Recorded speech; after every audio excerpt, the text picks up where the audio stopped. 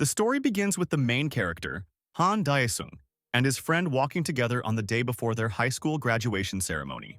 Suddenly, without any meaning or warning, something strange began to happen to the guy. Something began to pull Khan in and transfer him to another place, and no one could help him. Sometime later, the main character comes to his senses and realizes that he is in hell. Daesung is in shock.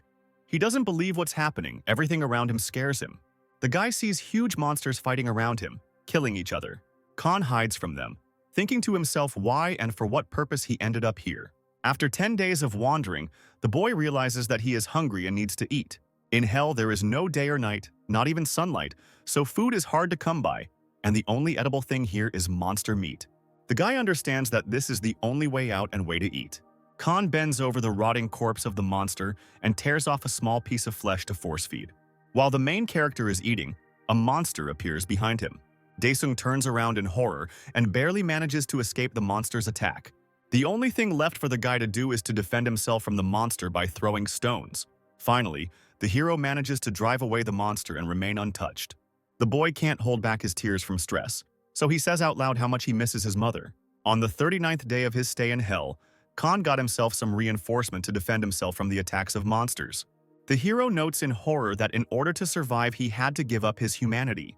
On the 51st day, Khan had more or less settled into hell and had gotten used to the fact that he needed to feed on the remains of killed monsters in order to survive. Suddenly, a sign appears in front of the hero indicating that his level has been raised to the 3rd. Daesung looks at this in surprise, thinking that he has finally gone crazy. However, after thinking for a moment, he accepts the level up notification. After 7 years in hell, Khan is level 24, meaning he has certain abilities to survive.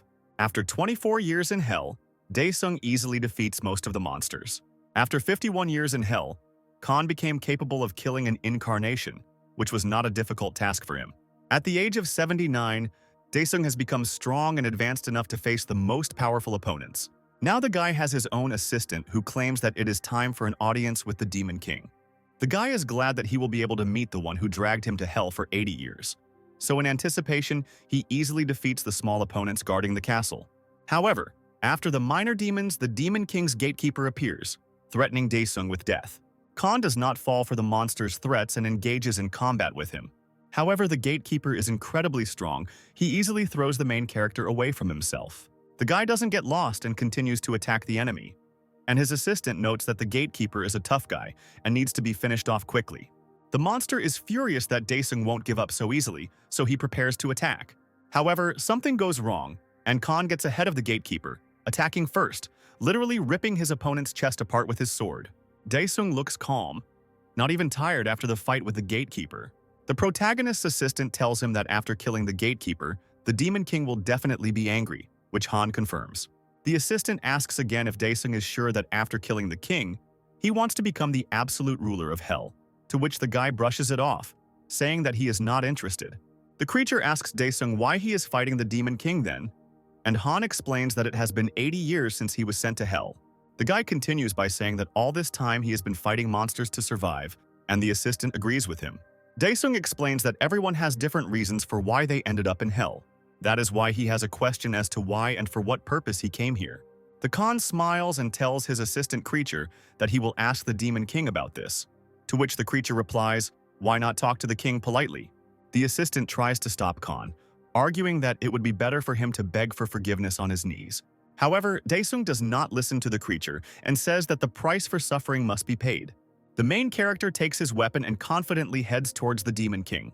However, at this moment, something strange begins to happen. The guy opens his eyes in a hospital in the real world. Daesung notices the IVs around him, still not understanding what's going on. Khan looks around and notes that he hasn't dreamed about Earth for 30 years. The exhausted guy wonders why he sees a hospital while realizing that he can't move. At this moment, a woman, Khan's mother, enters the room and drops a tray of food. The woman begins to rejoice and cries, hugging her son, and Daesung thinks to himself that it would be better for him to wake up now as soon as possible. However, the guy immediately wonders why he can feel everything as if it were real, since he is sleeping. At this point, Han comes to his senses in hell, where the assistant says in surprise that he didn't expect the guy to seriously kill the Demon King. Daesung doesn't regret what happened, saying that his body, split in half, looks better. The assistant asks the protagonist what he is going to do, because now he is the rightful ruler of hell. Before Han could answer the creature, a sign appeared in front of him asking if Daesung wanted to return to Earth. The guy still doesn't believe it and doesn't understand what happened, and the assistant is interested in the land, asking if the guy is from there. Daesung remembers praying almost every day to return home, so there is no reason to worry.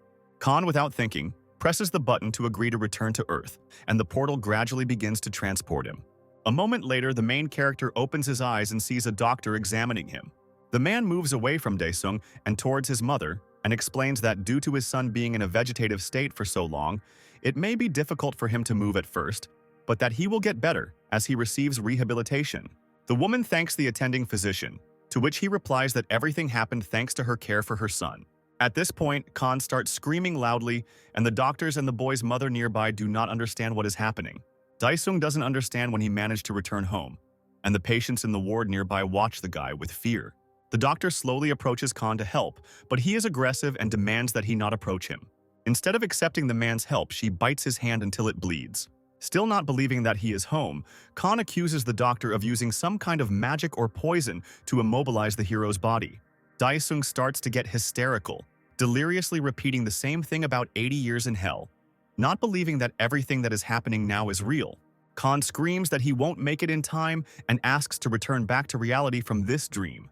At this time, two orderlies enter the room in response to the boy's screams. Two men grab the protagonist, wanting to put him on the bed, to which Khan shouts and threatens them with death. Daesung is furious that he woke up in such a terrible, weak body, and while he is being laid down in bed, he looks out the window. At this time, something strange happens outside.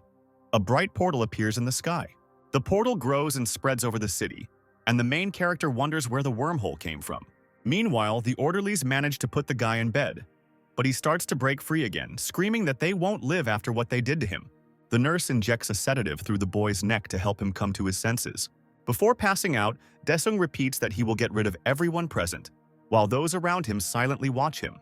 Sometime later, breaking news starts playing on the TV in Khan's room. The host announces that a gate has opened in Seoul, but fortunately, hunters have already been dispatched to the scene to clear the area. One of the hunters is contacted on the air, demanding a situation report, and he replies that the mission is in the final stages of suppression. The hunter is asked how much more time it will take to complete the mission. The man thinks and replies that it could take about an hour. The leader in charge of the hunters demands that he be contacted immediately after the mission is completed, and he will take care of the rest himself. The broadcast comes to an end, and the news anchor announces that the mission is successfully coming to an end and all consequences have almost been eliminated. By this time, Khan had already woken up and managed to listen to part of the broadcast, surprised that the hunters were operating in a wormhole. At this time, the very head of the hunters, a young man in a suit, enters his room and joyfully greets Khan. The main character looks at the man who entered and does not understand who is in front of him. The leader smiles and asks if Daesung doesn't recognize him. The guy looks closely at the leader and asks if it is really Chang Ho. The young man is glad that Daesung recognized him and asks about Han's well-being. The protagonist gets up a little from his bed and replies that he feels fine, and Ho replies that Han has finally woken up 10 years after his sudden fall. Daesung focuses on the time spent in a vegetative state. The protagonist recalls that fateful day 10 years ago when he and Ho were returning home. Chang Ho explains that Han was full of energy, but then suddenly collapsed. Since then, the hero lay in a hospital bed in a coma for 10 years. The guy thinks that, according to his calculations, he spent 80 years in hell. However, it turns out that in real life, only 10 years have passed. Han is happy out loud, but Ho doesn't understand what he's talking about, to which the main character waves it off and asks his friend not to worry about too much. Daesung thinks about his mother, who was worried about him all this time, so she had to get 2 jobs at once. Ho smiles and tells his friend not to worry about anything, because the most important thing for him now is to recover, and there is no need to transfuse Han with work, since Chan has already taken care of everything. Sometime later, the main character's mother helps him in a wheelchair for the sick, and they walk together. However, Khan is not at all in the mood for walks. He thinks that now he has to take responsibility for himself and his family. However, at the moment, the guy can do little, because his body does not obey him, and he is very weak. Daesung angrily notes that he could become a heavy burden on the family now, because in reality there is no less cruelty than in hell. Suddenly, 2 adult men appear in front of Daesung and his mother and greet the woman upon seeing her. The guy looks at the man and feels that they are dangerous and becomes wary. One of the men, in a black suit, asks Khan's mother why she didn't answer the calls and whether she was not going to return the money, while the second, in a gray suit, is surprised that the woman thought she could get rid of them so easily. The woman looks at the man with fear and apologizes, saying that she will definitely give the money back next month. However, the man in the black suit does not listen to her and reminds her that she constantly says the same thing. Khan's mother carefully takes the man's hand and assures him that this time she will definitely give everything back. Feeling the woman's hand, the man abruptly throws it off, shouting how dare she touch him. Han Dae-sung, who had been watching this whole time, looks angrily at the man who was treating his mother so badly. The villain in the black suit reproaches the woman, saying that money that is borrowed must be returned, and threatens Khan's mother, asking if she really thinks that they will treat her well this time. The woman starts crying and asks him not to sort this out in front of her son, and swears that she will return the money next month. However, these words do not affect the man in the black suit, and he rolls up his sleeves, angry at her. The man hits the main character's mother, saying out loud that perhaps this will help her listen to him. Khan, who is powerless to do anything, becomes even more angry and helplessly watches his mother being beaten, so he calls the men names. Two villains look at the guy, talking about him among themselves. Dae-sung curses men and continues to call them names. The hero's mother turns around in horror and asks her son to stop talking about men like that. A man in a black suit grabs a guy by the chest and lifts him up, threatening him. Dae-sung's mother looks at this in horror and asks her son to apologize. The woman continues to ask the man to let her son go because he is just a patient and has nothing to do with it. The man looks at the woman and says that all the large sums of money went specifically to his treatment. However, Khan does not seem scared and continues to call the villains names, asking what they are going to do next. The man looks at the guy and says that he is a cheeky fellow who seems to have problems with his head since he keeps asking for trouble. The man in the black suit smirks and threatens Khan, calling him names. The man throws the boy down roughly and yells at him, saying that Khan is now completely helpless. He continues to beat the guy roughly, saying that he deserved it. The man mockingly demands that Khan call him names again, but the hero can do nothing but defend himself from the powerful kicks. The guy deeply regrets that he can't do anything because of his weak body. The mother watches in horror as her son suffers and begs Tae-sung, the man in the black suit, to stop. However, the villain does not hear her and continues to brutally beat Dae-sung. Khan endures, but thinks to himself that if they were in hell now, everything would turn out completely differently. Suddenly, a sign appears before the guy's eyes, just like in hell, offering to start a divine quest.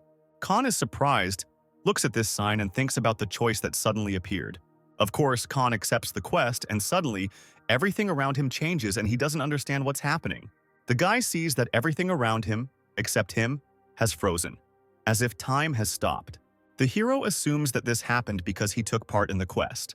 After studying the test details board, Dae-sung considers the quest's reward of restoration, assuming that his body will be restored to its previous state. In front of him, Khan sees a red mark, the goal he needs to reach. At first, Khan looks at the suddenly appeared test with disbelief.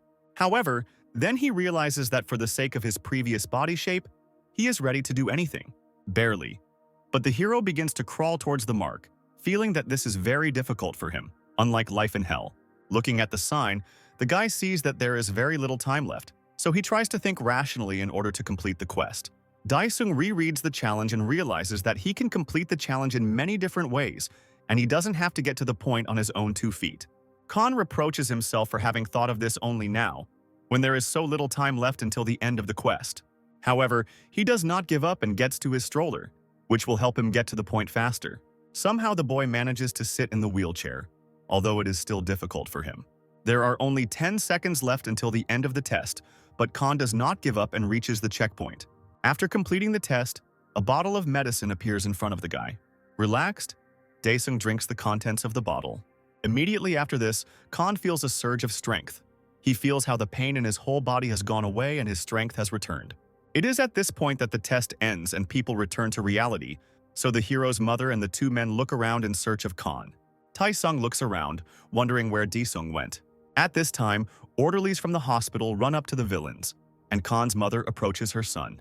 Tae-sung glanced at the protagonist, wondering how he managed to get so far away from them. A man in a gray suit approaches his partner and suggests that they leave for now. In the evening in the hospital, Dae-sung reflects on how the window with a choice appeared in front of him, like the main character. I also lay in my bed after preparing this video for you, my beloved YouTube viewer. I worked hard and collapsed without strength, In a half-asleep state, I dream of only one thing: for you to subscribe, leave a comment and like. This will help me restore my body. All the best to you. Kisses, hugs, misses, love. The guy thinks that he needs to restore his body as soon as possible before the villains return, so he decides that he needs to create a quest for himself. Suddenly, the protagonist hears some kind of notification that the pantheon is waiting for him, and he wonders where he is hearing it from. Suddenly, his body seems to be transported somewhere, and he thinks that he is in a dream. A notice board appears in front of Han, informing him that an avatar has been created based on the information for training purposes, and Daesung feels that this is not a dream. First of all, the program generates a task for the hero: destroy the specified object, and a blue monster's face appears in front of Khan. Having gathered himself, the guy hits the object with all his might. After completing this task, Daesung is tasked with running 10 kilometers in 3 hours. The next workout for the main character is 1,000 sets of push-ups, which the guy does with difficulty. After completing these tasks, Han looks at the notification table and sees that he has only completed 55% of the implementation, which surprises him greatly because he has already done so much. Daesung continues to be indignant and asks to be given a normal task. The system listens to the guy's wishes and issues a new training, a fight, where, having studied the information, Daesung sees a target, a crying demon. At this moment, a teleporter appears, from which a monster, the hero's enemy, emerges. The guy recognizes his opponent and says that he almost died in hell because of him. The monster attacks Daesung and he begins to defend himself, noting that at this rate Han will be killed. Therefore, having gathered himself, the hero jumps out to meet the enemy, swinging his arm to strike. However, the monster easily counterattacks the guy, knocking him into the ground. However, Khan does not despair and is going to attack again, considering it humiliating that he is losing. The opponents continue to attack each other, when suddenly the monster manages to grab the guy. At first, the hero looks confused, but then he remembers how he dealt with the enemy in hell and got rid of him. At this moment, the monster's paw holding Daesung breaks in half and the boy is freed from its grip. While the enemy is recovering from the pain, Khan happily says that he completely forgot about the sword that can summon here. The monster comes to its senses and prepares to attack the guy again, but Daesung is ready for it. With the weapon, Daesung easily cuts the enemy into pieces, and after that a sign appears notifying about the end of the mission. In the morning in the hospital, the main character's mother wakes up from someone opening the window, but sees her healthy son. Sometime later, the boy is examined in the hospital. The mother asks the attending physician if it is possible for her son to recover so quickly. The woman still does not believe what is happening, that her son was able to recover in 15 days. The attending physician replies that he cannot say anything for sure, since from a medical point of view, such a quick recovery is impossible. The woman begins to get nervous and stutter, wanting to ask the doctor her question. As a result, she asks the doctor if what she thinks happened to her son is what happened to her. The man hurries to reassure the hero's mother, saying that usually some peculiarities appear, so she should not worry. At this time, Khan brushes off another examination, to which the doctor explains that the guy's condition and case are surprising. The main character's mother looks at this picture with intensification, sincerely glad that her son is okay. Daesung is glad to himself that his body is normal, so he decides that he needs to return to his previous state as soon as possible. As he leaves the hospital, the boy turns around to wait for his mother and sees her saying goodbye to the hospital staff. The boy hears a nurse reassuring a woman who has been waiting for her son to wake up for 10 years. Seeing his mother's tears, Han thinks about how hard it must have been for her all this time, so now he understands that he will protect her. A little later, going to the toilet in the hospital, Daesung calls a teleport to the Pantheon, wanting to speed up the implementation. The system offers the guy to take a random test and asks him to choose the difficulty level. But the guy thinks to himself that he will finish this boringly as soon as possible. Once gathered, Khan selects the highest difficulty level, Hell, and an enemy begins to appear from the ashes. While waiting for him, Daesung stands quietly and is surprised at how much noise there is. However, looking at his current opponent, Daesung is surprised. He is shocked to see his own copy standing in front of him. His opponent looks strong and powerful. At first, Khan is not at a loss. Seeing his copy, he calmly calls his weapon and prepares to deal with the enemy. The fight begins. The opponents beat each other almost equally. The Khan from Hell continues to attack the protagonist, who notes that he is still weaker than his copy in his current state. The copy continues to attack, and Daesung smirks at how his own fake is superior to the original. However, the guy does not relax and does not lose heart, completely confident in his victory. Gathering his strength, Khan uses the Bloodseeker's Wrath technique. However, The copy is not lost and moves closer to attack the hero. Seizing the moment, Daesung manages to grab his opponent and slam him into the ground. However, the copy does not give up so easily, so it deftly breaks free from Khan's grip and successfully wounds the hero in the arm. The protagonist looks at the copy and assumes that it also uses the same technique as him. Daesung from Hell stops attacking the guy, and Han is already exhausted. Deftly attacking the protagonist, the copy places its sword against Daesung's back. Without wasting any time, the guy's opponent wounds him in the shoulder and raises his weapon to cut off the limb completely. At this moment, in reality, a cleaning lady knocks on the toilet, asking if there is anyone inside. Khan doesn't react at all because he doesn't hear her words, and the woman behind the door is indignant that the door is closed. The cleaning lady takes out the keys to open the door to the restroom. Meanwhile, in the Pantheon, the protagonist feels that all his attempts are useless. The guy is bleeding and begins to despair because if he loses, everything that was accumulated before will disappear. Daesung tries to find a way out of this situation, to come up with a way to kill his own copy. Suddenly, the hero gets the idea to look into the inventory. At this time in reality, the cleaning lady has almost opened the door when suddenly someone turns to her, asking if she heard her being called to the third floor, and she agrees, walking away from the restroom. At this time, a small teleport appears next to Daesung in his inventory. The guy extends his hand towards him, asking his opponent to wait, because he has not yet completed his task. From his inventory, the main character takes out a bottle of potion, which he receives for each completed task. Khan drinks the contents of the bottle and notes that 5 more of these will help him survive the fight. The enemy no longer waits for the guy and approaches to attack, but the protagonist dodges the copy's sword. Having skillfully struck the enemy from hell, Daesung is glad that he feels exactly what he needs now. The guy again reaches into the teleporter for the necessary potion. After taking out the vials, Khan takes the potion, realizing that there is no point in waiting any longer. Daesung, drinking the contents of the vessel, dodges the copy's attack to the face. The guy drinks several potions in a row, deftly dodging the enemy's attacks. Daesung is now able to parry enemy attacks, restrain them, and counterattack. The guy still takes potions to strengthen himself during the fight. While parrying the copy's blows, Daesung still realizes that he is inferior in strength to his opponent. At this moment, the copy grabs the main character by the neck, not allowing him to escape. The enemy is already raising his sword over the guy, but at that moment, Daesung calls his inventory. The inventory appears right in front of Khan, protecting him from the sword strike, but allowing the hero to pierce the copy's stomach. Daesung doesn't look tense. He doesn't feel any pain from the blow. Gradually, the copy begins to weaken because Khan defeated it. At this moment, the copy seems to be sucked into the protagonist's inventory, and Daesung relaxes. At this point, the system notifies the guy about the end of the mission, and Han feels that something is happening to his body. His body has returned to its original shape, which Daesung is very happy about, but at the same time, a little disappointed that his scars from hell are now visible. However, the guy gets himself together and asks the system to bring him back. At this point, a sign with an unread message appears. Khan reads a message from the system stating that hell welcomes its sovereign and the demons will await his arrival in the Pantheon. Khan smirks that he is required to help, despite 80 years of suffering spent in hell. Daesung gets furious and sends the system, demanding to let him out. Returning back to reality, Han begins to do physical exercises, and his mother, seeing this, is surprised because the doctor said that he is not like the awakened ones. The man explains that there are no specific symptoms of awakening yet, so the mother should not worry too much, but her son's current behavior cannot be explained. The woman despairs, saying out loud how this could have happened to her son. The doctor tells the woman that he did everything to help the guy, and a special association will deal with the rest, for which the woman thanks him.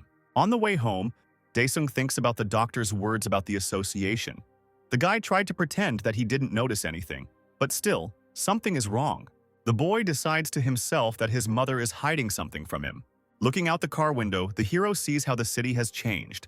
Many destroyed buildings have appeared, and Daesung wonders what happened during the 10 years of his absence. Finally arriving home, Khan's mother tells him to rest for a while before she arrives. Entering the house, the hero sees a pink-haired girl and does not understand who she is. The beauty stands up and looks at the guy in surprise. At this moment, the mother comes into the room and, smiling, asks her son what he wants to eat, because he must be hungry. At this moment, the mother notices the girl and asks in surprise where she, Jisu, has been all this time. The pink-haired girl timidly squeezes the money in her hands, and her mother accepts what's what. Daesung, meanwhile, looks at what is happening in shock and nervously notes how he did not recognize his own sister Jisu. The girl, meanwhile, passes by her brother and tells him that he looks almost healthy, while for them, every day was like hell. The pink-haired girl goes outside and her mother rushes to the door to ask where her daughter is going. At this moment, someone knocks on the door demanding that the door be opened. Khan and his mother learn that these are the voices of two villains from the hospital.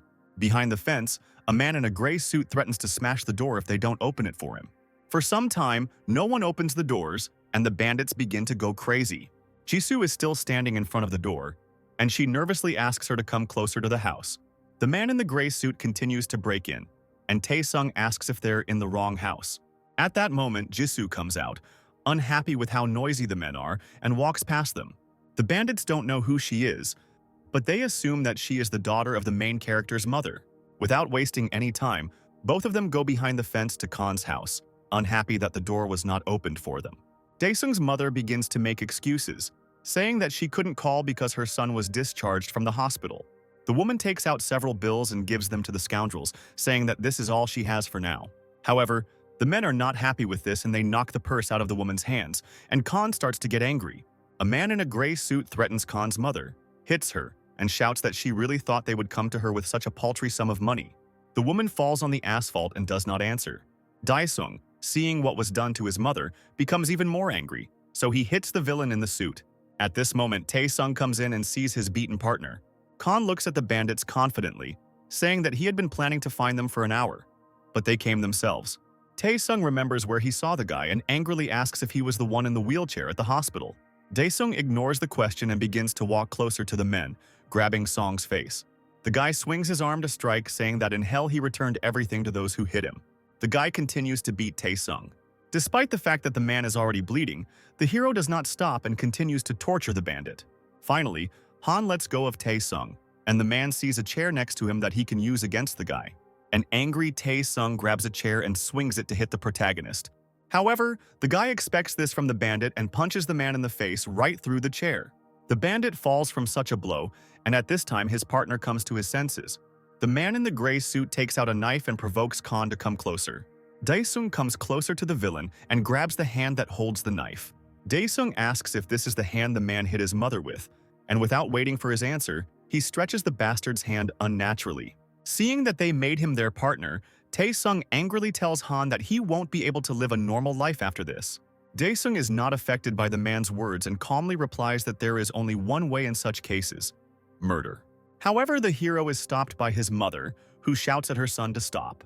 The woman tells her son that this is not right, so the villains quickly run away and drive away in a car. Among themselves, the bandits discuss Khan, his physical condition, and the fact that he was recently in the hospital. Taesung is outraged that Han is acting like this after 10 years in a coma, but his partner is more concerned that they haven't received the money or even the receipt that the boss talked about. Taesung replies that the receipt and money are not important now. The main thing is to defeat Han. But at that moment, the bandit's car drives past Jisu, and the man comes up with an idea. At that time, in the Khan family's house, the mother says that she sold the house and left a small shop to support her son in a good hospital. The woman hoped that Daesung would quickly come out of the coma. However, the money quickly flew away, and the woman, on the recommendation of a friend, received a loan in the financial sector. However, repaying the debt turned out to be difficult because not only the loan amount grew, but also the interest on it. Khan asks his mother if his sister is still in school. The woman replies that Jisu dropped out the year before last, and last year her mother got hurt while working at a diner, so her sister helped. The woman adds that her daughter has also suffered because she works at a gas station during the day and goes to the store at night. Daesung is outraged that her mother stopped her sister from being expelled from school because Jisu should get an education, but the woman says that she tried to stop her daughter, but it didn't work. The hero's mother adds that he has no relatives, and perhaps something happened months earlier. Daesung is angry that his family had to go through this, so he says out loud that they should have left him. The woman tells her son to stop talking like that because they are family. Suddenly, at that moment, the phone starts ringing. The boy's mother looks at who is calling and says that it is those two scoundrels, to which Khan asks to give him the phone. Daesung begins to talk to the bandits, and they give him information about his sister, whom they have taken hostage. The men caught Jisu and put her in their car, and threatened Han over the phone that he had attacked the wrong people. Taesung says that the main character has one day to get 100 million and contact him and asks him to be without tricks, because Han's sister is with them. After ending the call, Han looks angry and focused, so his mother asks what happened. The guy doesn't say what's wrong and is about to leave, but his mother wants to stop him. The woman asks her son not to leave if it is something dangerous because anything can happen. If her son goes to prison or somewhere else, she won't be able to live. The guy understands to himself that he won't be able to kill the villains because, after all, he's not in hell. The boy doesn't say anything to his mother yet, but he gets a notification and stops to read it. The main character turns to his mother and asks her not to worry and that nothing will happen to him. Having gone to a secluded place, the guy begins to study the information from the table, which provided a list of skills. After thinking carefully, Han Dae-sung chooses a specific skill for himself. At this time, the bandit brings Jisu to his hideout, and the man in the gray suit hopes that Han will not come here. At first, Tae-sung looks calm and confident that Dae-sung won't come so quickly. But as he enters the elevator, strange glare appears everywhere, surprising the man. At this moment, something appears in Tae-sung's polygons, and he gets scared. Khan appears in front of the bandit, smiling at the bandit's reaction and saying that he was asked to come with money. Previously, the hero chose the Shadow Caster skill for himself. While trying this skill, Khan was surprised by its abilities. The guy opened a small portal to the shadows and threw a piece of cloth with Tae-sung's blood into it, and asked the shadows to track the bastard and transfer him to him. Thanks to this technique, the guy was transported straight to the elevator where the bandits and his sister were. The man in the gray suit begins to attack Khan. However, he dodges and counterattacks the opponent in the face. Tae-sung is amazed by the boy's abilities. He is nervous and scared by guesses about who Han is. Jisu, who had been in the elevator the entire time, was as amazed by her brother's abilities as Tae-sung. Dae-sung turns to the bandit, asking what awakened means. At this time, the elevator arrives at the desired floor, and Tae-sung hurries to run out of it to inform his comrades about the unwanted guest. However, the guy catches up with him and knocks him out on the spot. Seeing what happened to the man, the partners, who had been sitting quietly until then, jump up from their seats and prepare to attack Khan. Dae-sung easily passes by opponents with the help of technology, deftly attacking and winning fights. Sometime later, the guy overcomes all his ill-wishers. Han approaches Jisu, who was watching everything that was happening. The boy leans over to his sister and asks if she's okay. The brother pushes the tape away from the girl's mouth and unties her hands, telling her to go home. The girl asks fearfully what her brother is going to do. Dae-sung turns to his sister and says that he will be late because he needs to see something. This is the last thing Jisu hears as she enters the elevator. The guy goes to explore the building where his mother's ill-wishers are located. As he climbs the stairs, the hero sees smoking men looking at him questioningly. Dae-sung mockingly says, "What kind of fleas are in this building?" Of course, the men react to the insult from the young man and are going to fight with him. Khan is prepared for this and tells the bandits that they irritate him. The guy easily deals with the men who stand in his way. At this time, the stranger's phone rings. A menacing, pumped-up man picks up the phone and sternly says that he asked not to be disturbed while he steams himself, but he is told that there is a problem and he should show up at the office. The man is angry because he is not a dog on errands, but he is told that the matter is urgent and the office is in danger. At this point, the conversation is interrupted, and the man stands up irritably, realizing that he will have to go to the very building where Khan is. At this time, Dae-sung continued to deal with the bandits, defeating each one.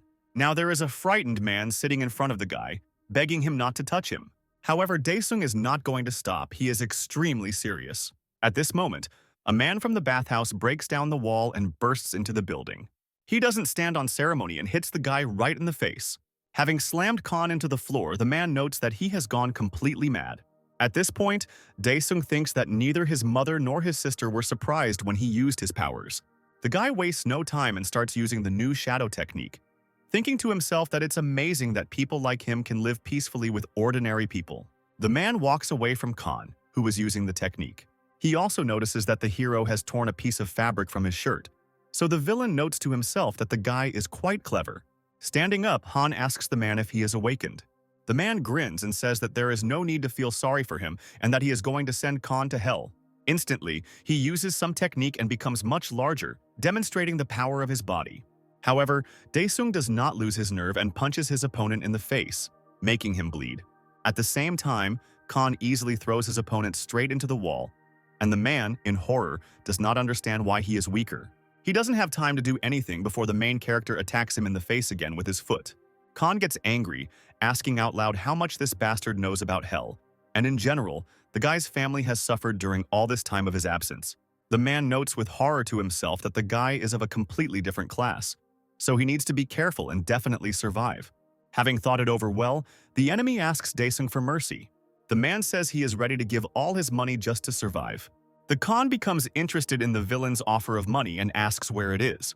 The enemy points out to the guy that they are in the safe in the office. Khan mockingly says that he will accept the offer since the man himself says so, and turns to go to the safe. As soon as the guy moves away, the man immediately runs away. Entering the office, Khan tells the man sitting there to leave. Otherwise, he will kill him too. At this time, the man who was beaten by Khan gets into his car, cursing the protagonist, saying that he will kill him and his family. But at that moment, right behind him, in the back seat, Daesung appears, accusing the scoundrel of not telling him the code to the safe. Naturally, the man is surprised and scared that Khan found him. He asks the guy how he found him, but the hero doesn't answer his question, and we can't use our shadow technique. The guy adds that what is important now is that he will know where the scoundrel is and will be able to find him at any moment. Sometime later, the main character teleports the money from the safe to himself. In total, the guy received 500,003,201, and now he is wondering how long he can live on that amount. Han wonders if he could buy a couple of apartments in Seoul with that kind of money. Sometime later, the protagonist comes to a tech store and is advised on a new phone model for almost 3 million won. Daesung is in no hurry to pay for the purchase and asks the consultant about another model. The seller explains that another model is more popular among girls, and it costs almost 2 million. Hearing this, the hero thinks about buying a phone. The seller sees the young man's torment and thinks that he is being too persistent, so he openly offers an installment plan. However, in this case, Khan confidently says that he takes both models and the seller is surprised. The consultant thinks to himself that he has hit the jackpot with such a large sum of money. Arriving home, Khan leaves a package with new equipment on the table in his room. At this moment, she calls him, saying that it's time to go eat, but the young man replies that he needs to go out. The woman looks into the room, asking her son again. However, he sees an empty room and wonders how he managed to get out so quickly. Meanwhile, the guy goes to meet his friend Chan Ho. Seeing him, the main character approaches the table where his friend is resting. To himself, Pro notes that Khan has changed a lot. Friends sit down at the table and gather to drink to the meeting. Chan asks his friend if he has decided what he will do next. Daesung drinks the drink and replies that he doesn't know yet. Ho seriously tells his friend that they are no longer stupid schoolchildren, but Han is not up to it. He is completely absorbed in drinking. Suddenly, the protagonist asks how many floors in the building he can buy for 500 million, and Ho wonders where the guy got that kind of money. Thinking about his friend's question, Chan Ho says that for that amount of money he could look for an apartment outside of Seoul. Hearing this, Han asks how much apartments cost in Seoul. Taking a sip of alcohol, Ho replies that the cost of an apartment in the capital is approximately 2 billion. Khan falls silent and his friend grins, advising him to pull himself together because in the 10 years that the guy was out cold, a lot has changed. After drinking some more, Ho says that according to the main character's mother, the guy has awakened. Khan replies that he can only answer after he learns what awakening is. The friend smiles and says that Daesung might not have known about this even if he woke up. After finishing dinner, the friends continue their conversation, and Ho begins to talk about how, after his friend's fall, various portals began to appear. Chan explains that the authorities initially ordered an investigation into the phenomenon. However, at some point, these portals began to crack and monsters began to appear from there. Of course, they attacked people and no modern weapons could stop them. Because of this, the number of victims increased more and more. Khan asks again if the monsters are really unaffected by anything at all. Ha confirms this, saying that it can be considered that no conventional weapon works. However, later, as research progressed, it became clear that only aura weapons obtained from the biomaterials of the monsters themselves worked on them. Only the awakened can use such weapons. Finishing his story, Chan Ho points to his friend and says that Han can face monsters because he is awakened. Daesung takes out his phone, thinking out loud about his friend's words, and Ho asks about the model of the device, to which the protagonist begins to brag about purchasing the latest version. But Ho says with a grin that the model is not new at all and can be bought for next to nothing. Daesung gets mad at his stupidity, and his friend jokingly calls the hero a klutz. Returning to the conversation about the awakened, Ho says that one of their features is the strengthening of the body through control of the aura. Turning to his friend, Chan Ho points out that the guy quickly restored his body and also beat up several people. Daesung thinks about it and asks his friend if awakened people get paid. Ho is surprised by his friend's lack of seriousness and asks. However, Khan claims that he is seriously interested in how much money can be made from this. His friend doesn't have time to answer him, when suddenly a portal begins to form not far from his friends. The surrounding people begin to watch the red portal in anticipation. At this moment, orcs begin to appear from the portal. The people around are shocked and start to panic. Ho doesn't understand why the portal opened now. Khan wonders what kind of freaks these are, because in AOU there were completely different monsters. The main character picks up a stone and says out loud that it's probably worth competing with the monsters that have come, which surprises his friend. Daesung throws a rock at one of the orcs and looks closely at the monster. Khan senses that something is wrong with the orcs. They behave and look unusual. After carefully examining the monster's reaction to the attack, Daesung sees that the orc has some kind of shield. Ho yells at his friend, saying that he already mentioned that human weapons don't work on monsters. At that moment, one of the orcs starts to attack his friends and Ho takes cover, feeling that the end has come. However, Khan saves his friend by crushing the monster's head, saying that he can handle them with his bare hands. A shocked Chan Ho looks at Daesung and is surprised at how easily he can deal with the orc. Meanwhile, the monsters begin to attack one by one, and Daesung fights each of them in turn. Seeing his friend deal with monsters quite easily, Ho estimates Daesung's level to be above B rank. However, he immediately comes to his senses and realizes that he needs to start evacuating civilians. Some monsters are distracted by unarmed people who can do nothing to them. Seeing the confusion of the civilians, Chang Ho shouts and demands that everyone calm down and that he knows a safe way out of here. The guy moves closer to the people and asks them to follow him. Suddenly, several orcs appear right in front of the unarmed men. People start to panic and the monsters start attacking some civilians. A little girl who lost her mother in a crowd finds herself in danger. The monster was about to swing at the child, but the girl was saved by Ho, who grabbed her in time. At this moment, Khan comes to the rescue, attacking the orc who attacked his friend, which makes Ho very happy. Daesung is glad that his friend is okay and asks him to leave since he is only getting in the way. Chan Ho and the girl look at the savior and are about to leave for a safe place. Ho commands and tells the people to follow the riverbed as quickly as possible. However, at the moment of the monster's attack on civilians, someone in a nearby cafe is recording a live broadcast of what is happening. The events are commented on by the eternal waiter, who is not at all worried about his safety. Orcs surround and attack the main character. At one point, Khan misses a blow from the monster and is thrown into a nearby car. So viewers of the broadcast believe that the guy is dead. At this time, Chan Ho, who was saving people, brings the girl to her mother. One of the civilians asks the guy if he wants to go back to the surface. At this time, above, the orcs gradually surround the main character, who is still unconscious. The waiter recording the broadcast looks at the lying Daesung and says that the guy is in great danger. The monsters are approaching Khan and the cameraman cannot watch as the hero is killed. However, at the last moment something happens and the orcs stop. Daesung appears behind one of the monsters and kills him. The waiter is amazed that Khan survived and continues to film what is happening.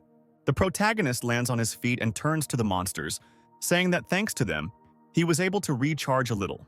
The guy adds that he will now kill the orcs one by one without any pain. Footage of Khan's massacre of the orcs is broadcast. The cameraman receives comments asking him to come closer to capture the most interesting part, which he thinks the fans have gone crazy about. However, to motivate the waiter, they start throwing money at him with conditions that he come closer. The operator thinks that no matter what the amount, it's still scary to get that close. Looking at Han, who easily dodges all the attacks, the waiter thinks that coming closer is no joke.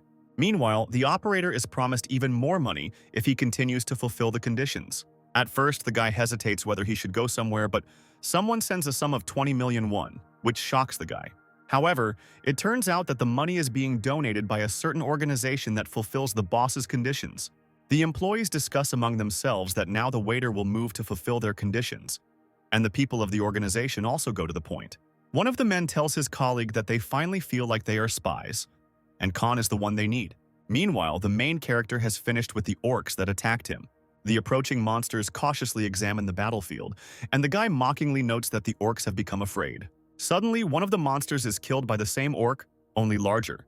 The waiter watches all this and understands that he was paid too much to refuse it so easily. The operator goes outside and hides behind the car, reassuring himself that such a chance comes once in a lifetime.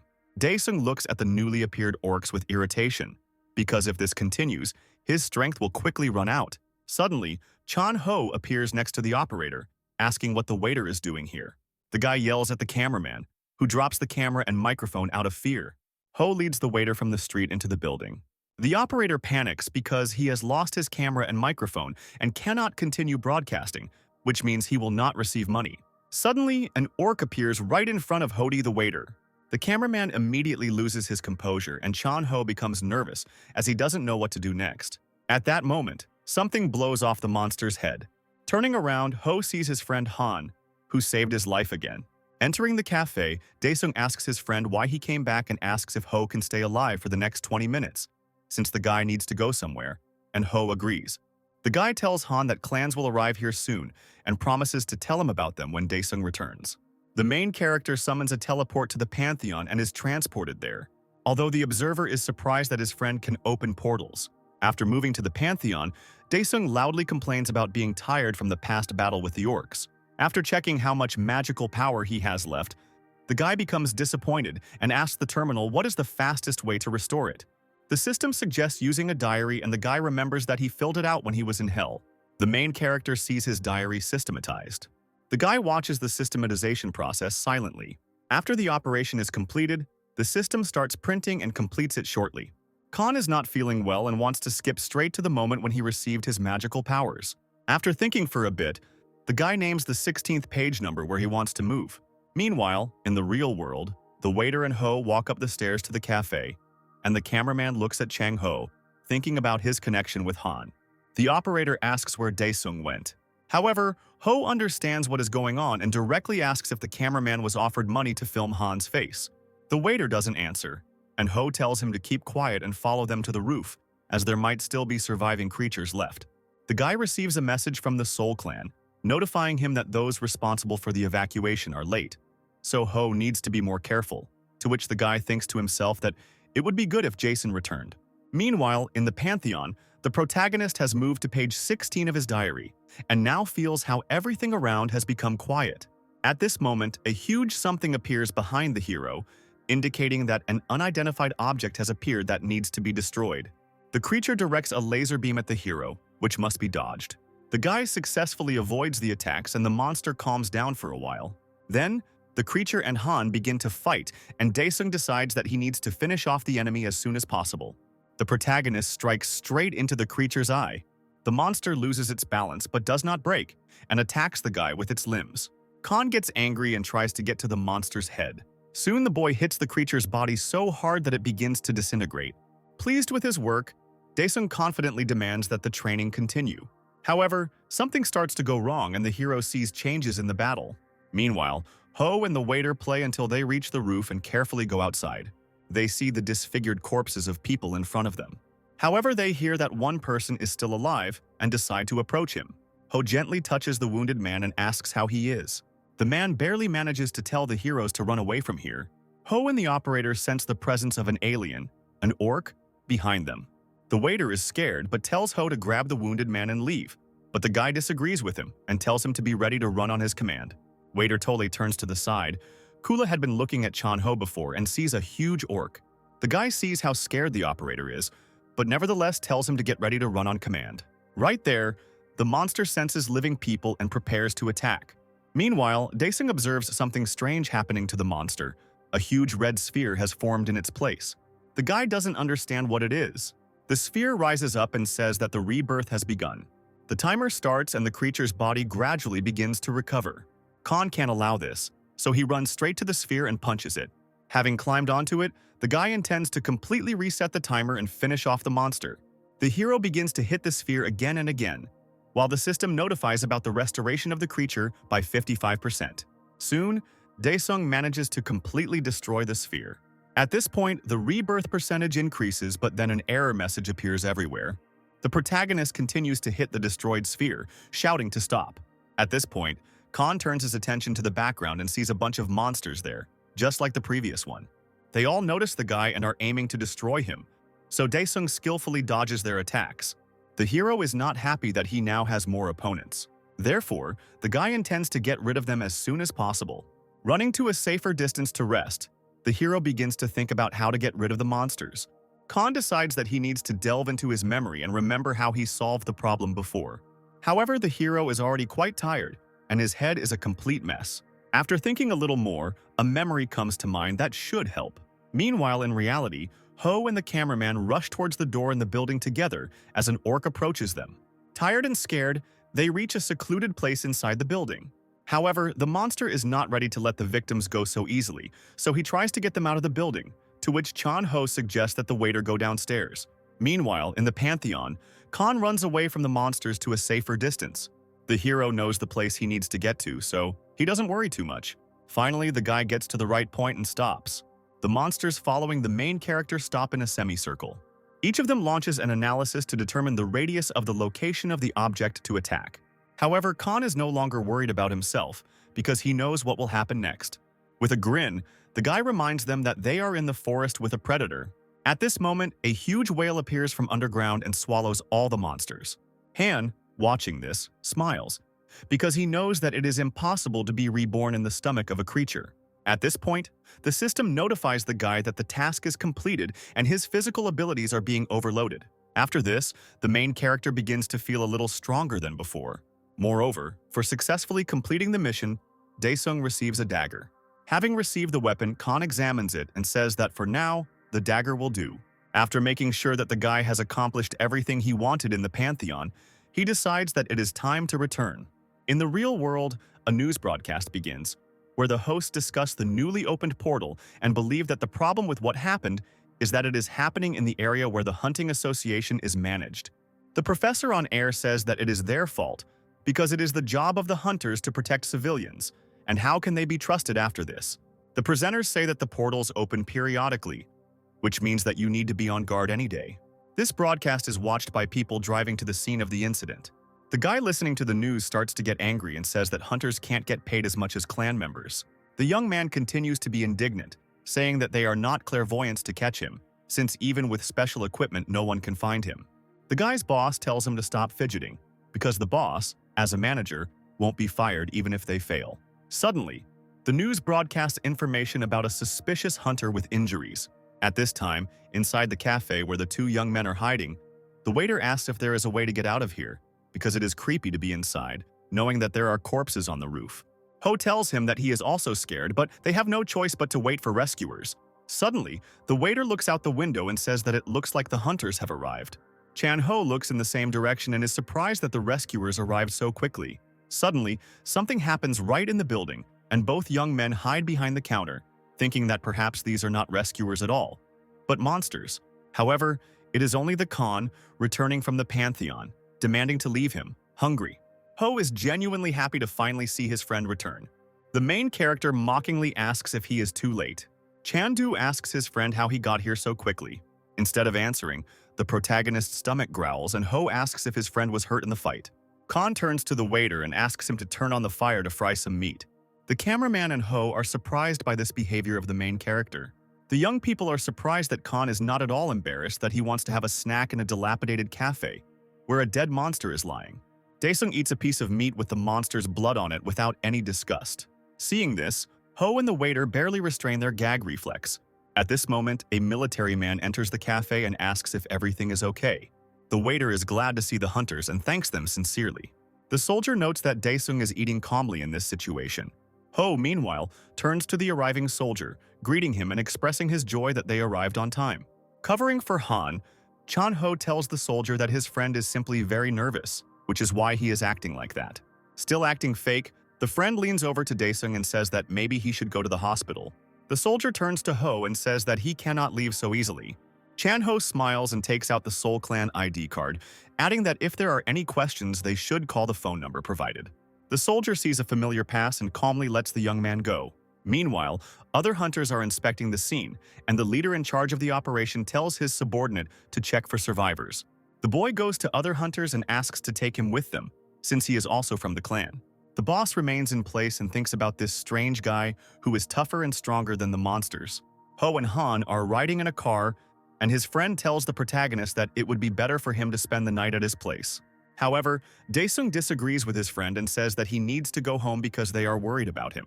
Chan Ho says that it would be better if the family only had some worries because now Daesung is being searched for all over the city. Ho says that he will call the protagonist's mother himself while Han is taking a shower and order dinner. Arriving at Chang Ho's house, Han is caught by the wealth inside. A friend tells the protagonist to go take a shower while he sorts everything out. Sometime later, the main character sees a huge amount of food and is surprised by such luxury. The friend explains that they were interrupted at the cafe while Daesung was eating, so now he can eat normally. Daesung reminds his friend that he mentioned that hunters can make a lot of money. Ho confirms this, saying that now is the time when such people are valued.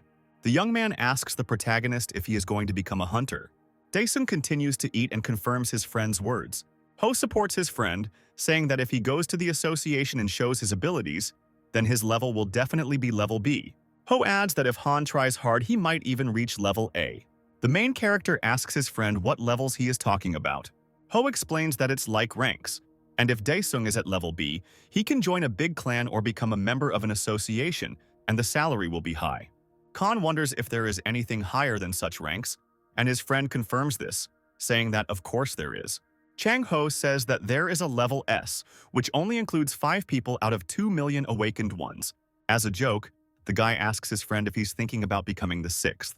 Ho continues to tell Han that he doesn't need such ambitions, and that it's enough to get to level A because even getting there isn't that easy. A friend asks Daesung if he has finally decided to become a hunter. Friends drink to celebrate the day, and the main character continues to think about the words of his friend and the hunters.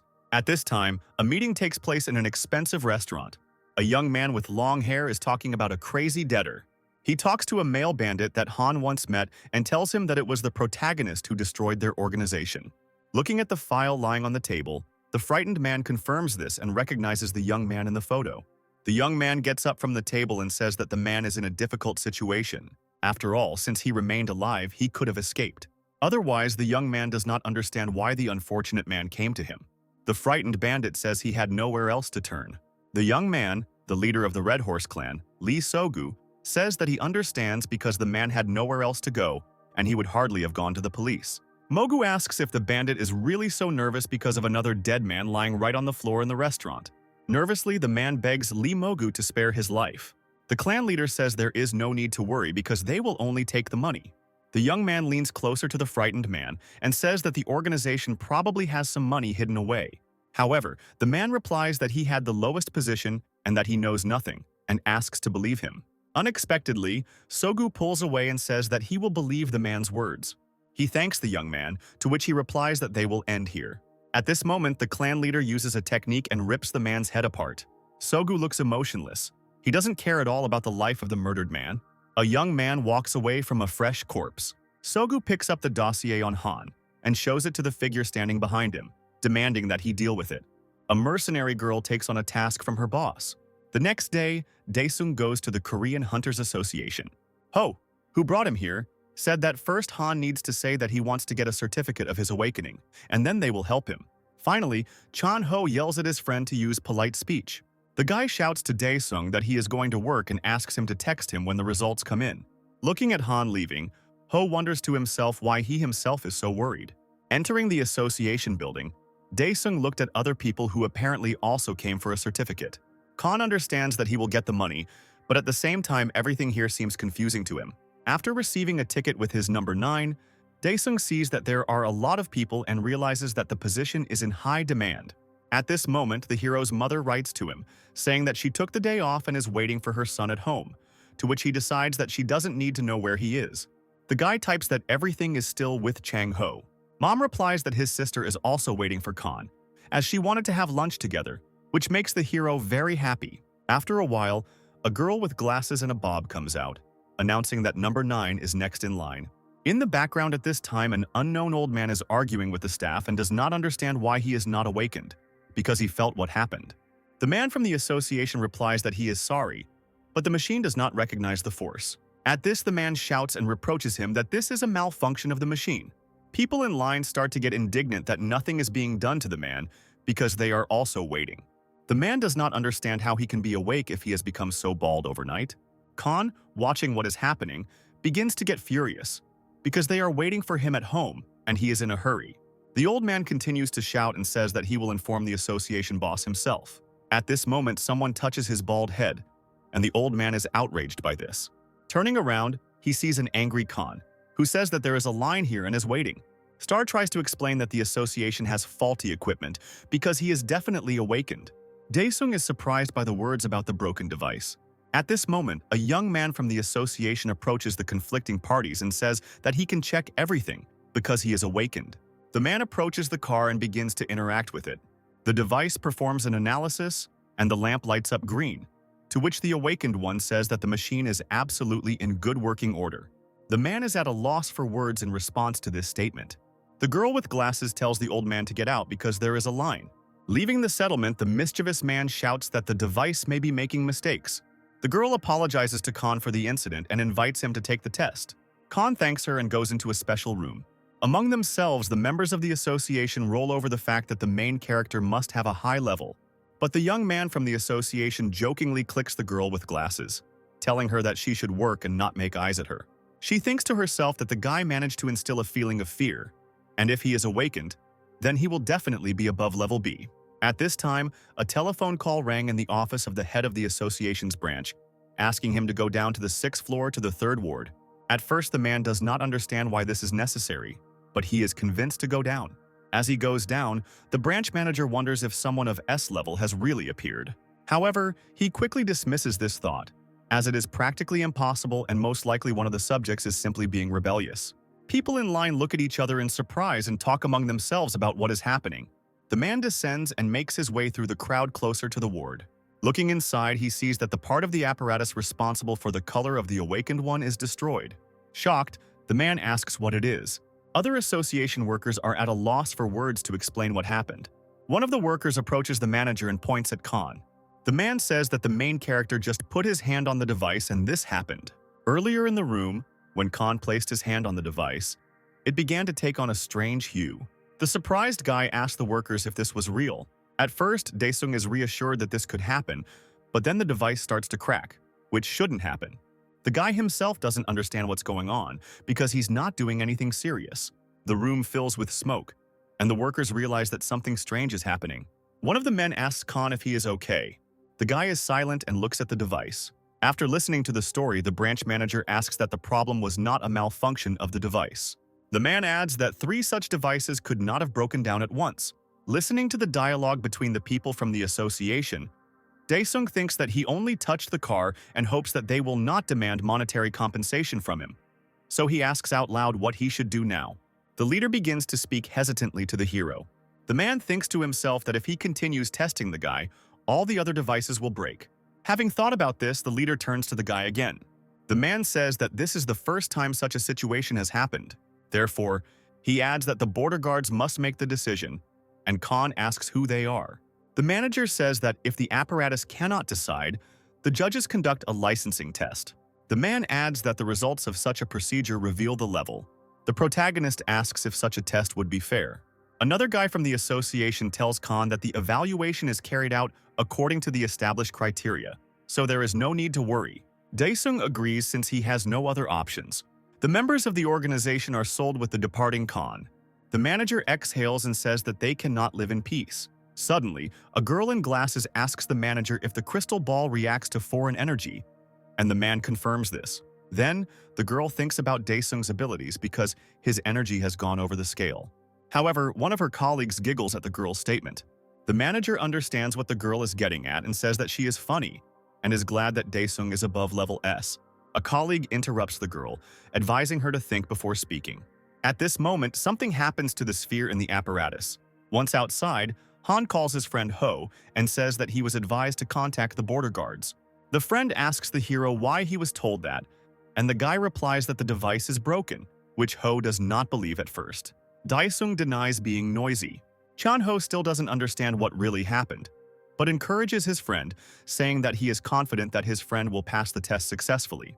The friends say goodbye and Ho advises Han to go home. However, the main character feels that someone is watching him and turns around. A girl hired by Lee Sogu watches him through a telescopic sight. She notes to herself that the guy doesn't look strong, but by and large she doesn't care, because one shot will decide everything. Suddenly, she notices the guy looking straight at her. The mercenary recoils in shock that she has been discovered. She watches the target again, believing that it is impossible for her to be noticed. Watching the guy through the scope, she sees Daesung pointing with his finger where to aim. The girl puts her weapon away for a moment, still not understanding how she could have been spotted, and she also guesses that Khan can hear her from such a distance. Suddenly, the guy's voice sounds in her head telling her to shoot, and she takes aim again and pulls the trigger. Daesung sees all this and realizes that he has just been shot. The bullet hits and causes a small explosion near the main character. The mercenary relaxes because she feels that she has hit the target. However, looking through the optical sight, she sees that Khan is alive and not even wounded. The aura bullet she fired bent, which surprised the girl. The mercenary starts to get nervous because she doesn't understand who Khan is, so she tells herself to get ready and run away from here. Throwing down her weapon, the girl runs away as quickly as possible. However, the main character's dagger immediately pierces her leg. Not expecting such an attack, the girl loses her balance and falls. An enraged Khan appears next to her. He says with a grin that it's a pity that she aimed so poorly. Although even so, she couldn't kill him. The girl is not going to give up so easily, so she takes out a gun. Taking aim at the guy, she asks him if he really got away even after the aura bullets. Asking where he came from, the hero calmly answers her that he is from hell and she does not believe him. The guy calmly repeats again that he returned from hell. The mercenary doesn't believe him and says he's talking nonsense, so she shoots him with a pistol. She screams death wishes at the guy, to which he begins to use the technique to defend himself. Having fired a whole magazine, the girl stops and thinks that Khan must have died. Suddenly, the guy appears right behind her. The hero summons a shadow technique to attack the girl. The mercenary is furious that she can't defeat the guy.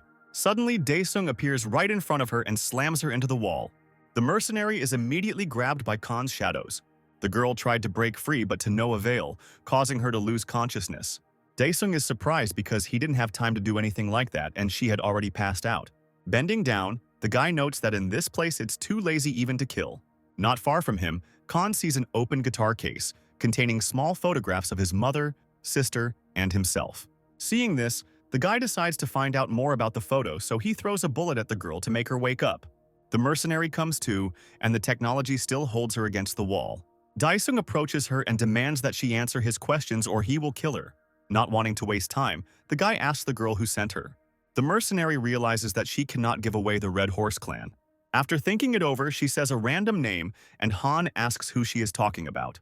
The girl replies that she is talking about the thug whom Khan recently robbed. The guy understands who she's talking about, and the mercenary thinks about how she can escape from the hero.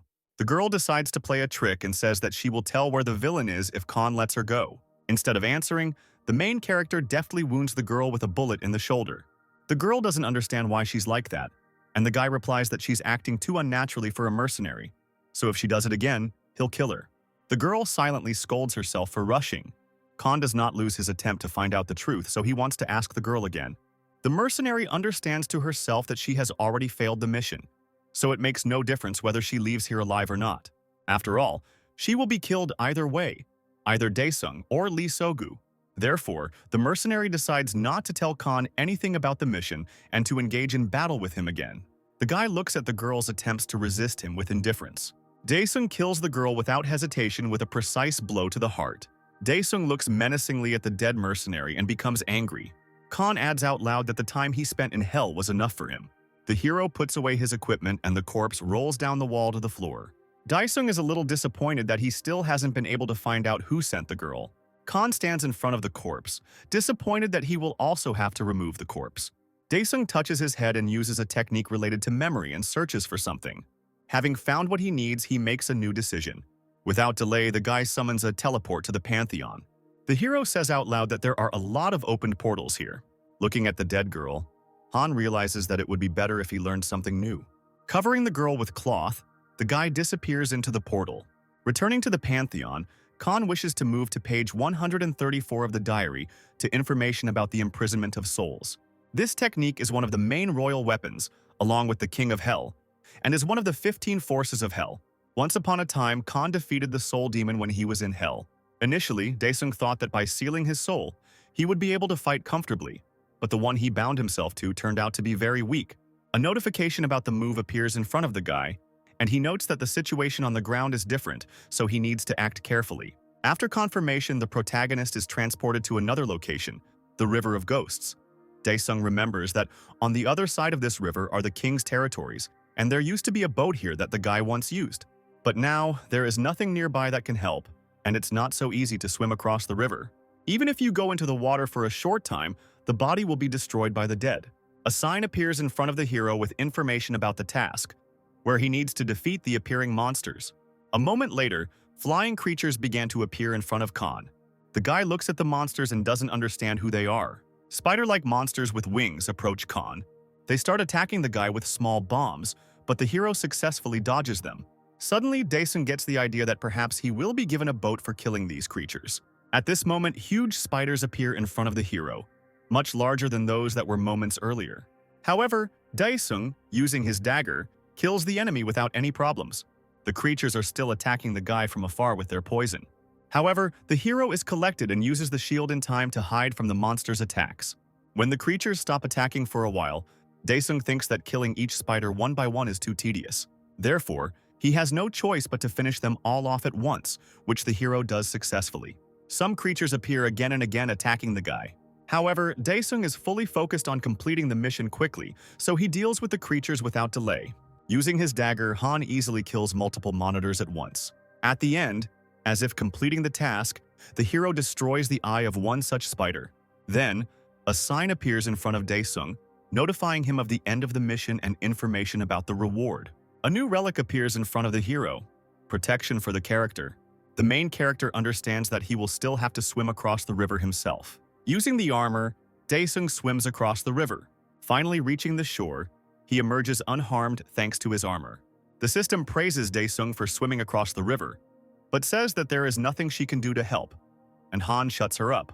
Once on the king's land, Khan sees that there is no one there, and the king's fortress has also disappeared. The guy starts to remember out loud if there was a way to complete the task in the fortress. Suddenly, something starts to happen in front of Khan. A huge celestial obelisk rises before the hero. The doors of the building begin to open gradually. The hero assumes that a new task begins there if he goes inside. At this moment, a huge demon emerges from the obelisk. The guy recognizes the enemy. It is the commander of diseases.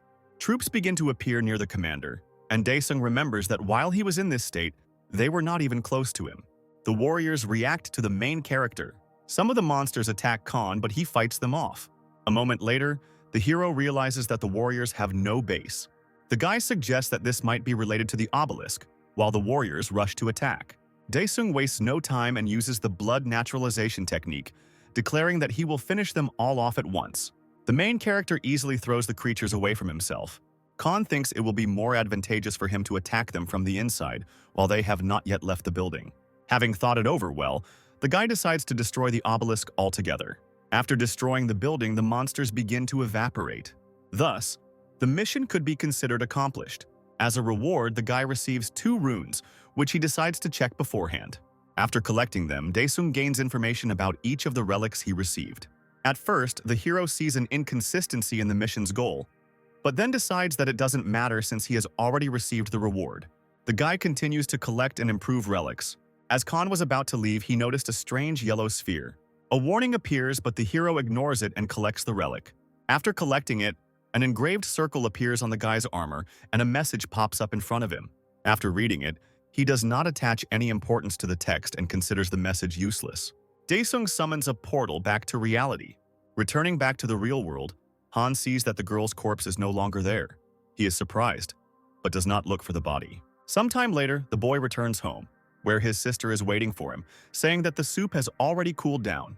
Daesung apologizes to the girl for being late. The girl invites her brother to join the table as soon as possible. At home, while the family is having dinner, the news is on, reporting that the opening of the portals has caused great damage. However, Khan's mother turns off the TV, suggesting that they eat in silence. Daesung says out loud that the world has changed lately. The mother admits that she did not talk about it because she was afraid that her son would go into shock and apologizes for keeping silent. Khan thanks her for keeping him alive while he was in a coma. Jisu listens to the dialogue between her mother and brother with embarrassment and turns away. The guy feels that something is wrong with the atmosphere and starts thinking. Suddenly, the hero asks the family if they need anything, and the sister says in surprise that Khan can afford it. Sometime later, Daesung calls Chanho and tells him that he wants to lay low for a while, and Chanho doesn't quite understand why. Khan explains that he noticed he was being followed, meaning the mercenary, still thinking that Kula might have found the corpse. To sum it up, Han asks his friend to look after his mother and Jisu while he is away. After finishing the conversation, Daesung thinks that he needs to somehow make the villains show themselves. After the conversation, Ho wonders what Han wants to do. At this time, a mercenary reports to the leader of the Red Horse clan, saying that he removed the girl's corpse and fearing that their enemy is strong. I can rest easy knowing that Khan will show up for testing, so I'll have a chance to deal with him. The head of the clan stands in the laboratory and addresses the test subject, Jin. The subject, a blonde man, says that he can't wait to start because he has been waiting for this for a long time. The scientist reports Jin's medical data to Sogu and asks if he should proceed with the serum administration. Mogu warns the subject that he will be in unbearable pain. However, Jin confidently says that he knew exactly what he was getting into, so he was ready for anything. The head of the clan gives the command to the scientist to begin an experiment on introducing the serum. The substance gradually begins to penetrate into Jin's body. The subject begins to feel pain from the serum. The scientist overseeing the drug administration process informs the chief that they have exceeded the limit. However, Sogu says to continue the experiment, to which the scientist is surprised, because Jin could die. But Sogu convinces the scientist that he would not have brought a person here who could not withstand such an experiment. When the serum is administered at 90%, Jion is in agony from the pain. After the drug is fully injected into the body, the scientist looks at Jin's health and sees that there is no pulse. Sogu does not react to the words that the subject has died, but continues to observe. A moment later, the pulse appears on the monitor again. The scientist is shocked by this because he thought the experiment had failed. The awakened genie knocks out the glass of the vessel he was in. The clan leader, who expected such an outcome, is happy. The subject does not appear weak or tired. Pleased with his success, Lee Sogu says that he is looking forward to the 10th day. Meanwhile, Ho corresponds with Han and tells him that only the shield and weapons specified by the association can be used during the testing. Daesung decides to check something and runs a stick over his clothes. He comes to the conclusion that the shield in real life is not a video, unlike the weapon. The guy starts thinking about how to hide the weapon in reality. The guy takes his K-press out of his inventory and decides to disguise it as a stick. The guy customizes his weapon and it takes on a new look. Khan looks at the change in the dagger and suggests that this way he can find and disguise his favorite sword. The guy decides he needs to find his weapon.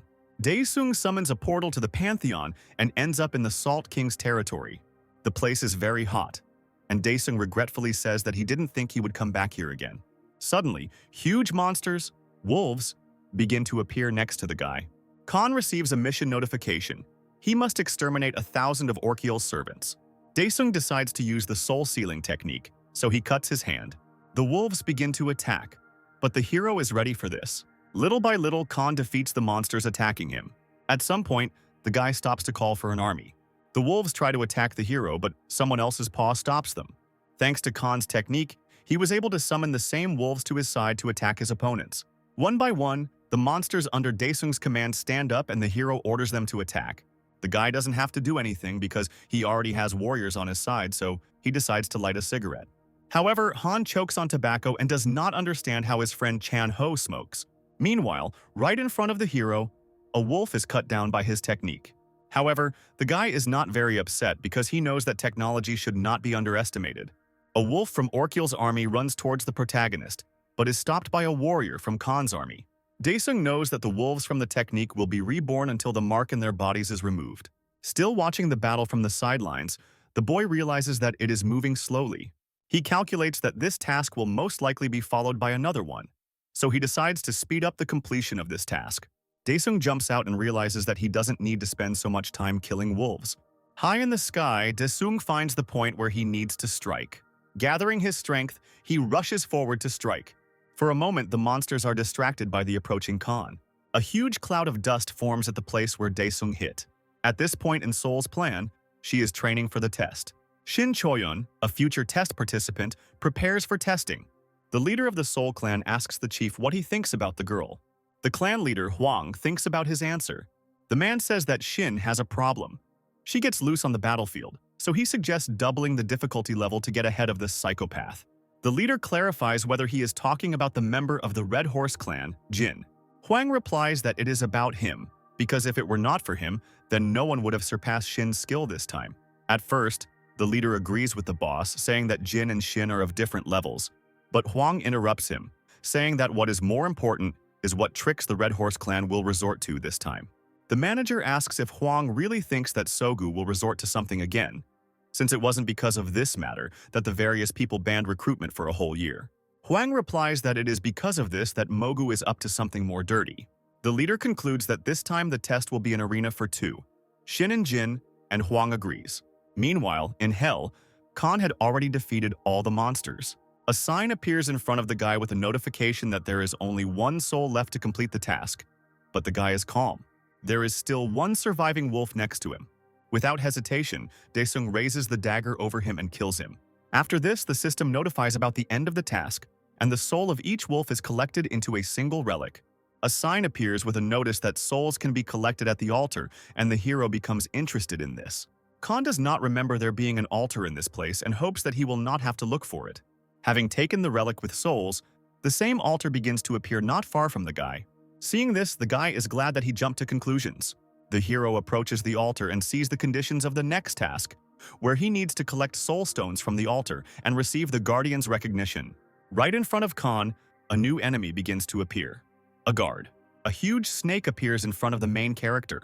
A notification appears telling the boy that he needs to answer the guard's question and get his approval, which surprises Daesung. He wearily says that everything was going well, but then sudden quizzes appeared.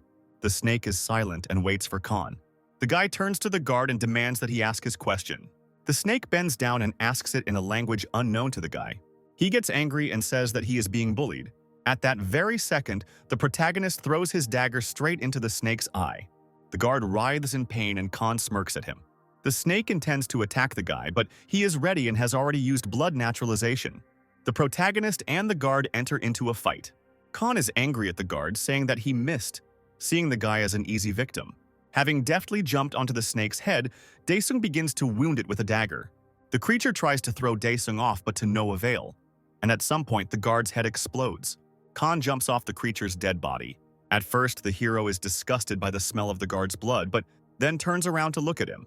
The snake begins to regenerate, its head gradually growing back. Khan sees this and says out loud that he completely forgot that the creature is very tenacious. Preparing for a new fight, the guy thinks about the guard's abilities. The snake, with renewed vigor, prepares to attack the boy. Preparing to attack, Daesung angrily says that this can't go on any longer. The creature comes close to the guy, but he expected it. Daesung jumps into the guard's mouth and grabs his fangs. The snake is about to attack the guy with blue flame, but Khan assumed that it would happen. Then the snake swallows the hero, and for the first few seconds nothing happens. However, soon the guard's eyes widen in pain. A moment later, he chokes and spits out Khan. A guy appears from the guard's mouth with a sword. Standing up, Daesung says that it's a shame to waste it on a guy who doesn't even have arms. The guy grabs his karma sword and can't believe he's fighting someone who can't use the fire of resurrection. The snake comes to his senses and is ready to try to fight the hero again, but he is already waiting for him. Using his weapon skillfully, Daesung kills the guard. A notification appears that the task has been completed, also indicating that the implementation level has increased. Following this, the system sends out a notification that the guy needs to pass a test to prove his rights to the sword. Daesung must endure the pain of being burned for 10 days. The test begins, but the hero Ula has a plan. Holding the sword, he knows that he doesn't have to endure this pain. The Khan turns to the weapon, asking if it cannot recognize its owner. Daesung gets angry and demands that the timer be removed before he can take it apart. The time is reset and a notification comes that the hero has passed the test. Sword contacts Khan and apologizes for not recognizing him right away. Daesung relaxes and tells the gun not to worry about it. Daesung communicates with the sword and says that it has not descended to Pandemonium. Pandemonium is a place where demons, souls that perished in hell, live, a place of endless nothingness. There are reports that the Pandemonium demons are supporting Khan and asking for his release. The sword confirms that since Daesung left, he has been disappearing. The guy asks if the weapon despises him, but it denies everything, saying that it will accept any decision of the owner with joy. Sword adds that the only thing he was worried about was what happened after the guy left. Khan does not understand what the weapon is talking about and asks about it. The sword tells that one day, unidentified creatures broke through the boundaries of hell. The weapon reports that due to Khan's absence, all the demons have lost their powers. The unknown sealed the time and space of hell, and they also cast all the demons into Pandemonium. Therefore, the weapon had no choice but to be swallowed by the snake, from there watching the suffering of the demons. The sword says that he was forced to lead a meaningless existence because his ego was hurt. But now, fortunately, Daesung freed him. The weapon asks its owner why he returned. The main character takes the sword and says that he needs help. The weapon apologizes that Han is in a situation where he needs his help, but Daesung ignores the sword's words and shows him one of the relics, asking what it is. The weapon says it doesn't know what it is, but adds that the relic is emitting strange energy. The sword says that the energy is similar to that emanating from unidentified beings. The weapon says that everything needs to be checked first, but Kan-ul reaches out to the relic. The guy collects the relic, saying that the system has never let him down, and he can check it later. The guy grabs the yellow sphere. A strange sign appears in front of him, which is similar to the one that appeared earlier, and a seal forms on the hero's hand, and Khan assumes that with its help he can enter somewhere. The system asks if Han wishes to go back, and Daesung hesitates, remembering that he was usually quick to return to reality. After thinking about the sword's words, the boy decides to return to the pantheon.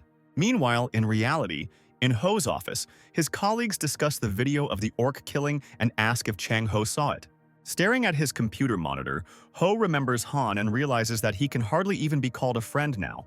At this moment, the manager comes up and asks Ho to take a break for a while. The guy asks if something happened. He notes that his colleagues are once again enthusiastically discussing the viral video. The people in the office do not pay attention to the boss who has arrived. The boss suggests that Ho go out. Outside, a man asks the boy if he was at the scene and if he has anything to share. Ho thinks about it, because if he says that he knows Han, he will be immediately forced to hire the guy. So the guy lies to his boss and says that if there was something important, he would have reported it already. The man doesn't seem to believe the guy much, but doesn't press him and says that if Ho knew something, they could find and hire Daesung for themselves. Chang-ho decides that he needs to continue pretending that he doesn't know anything and asks out loud how Shin Choin is doing. The man is silent for a moment and Ho asks again. Finally, the boss replies that it's nothing special, but he's worried that she might not cope. 7 days before the test, Shin continues to train.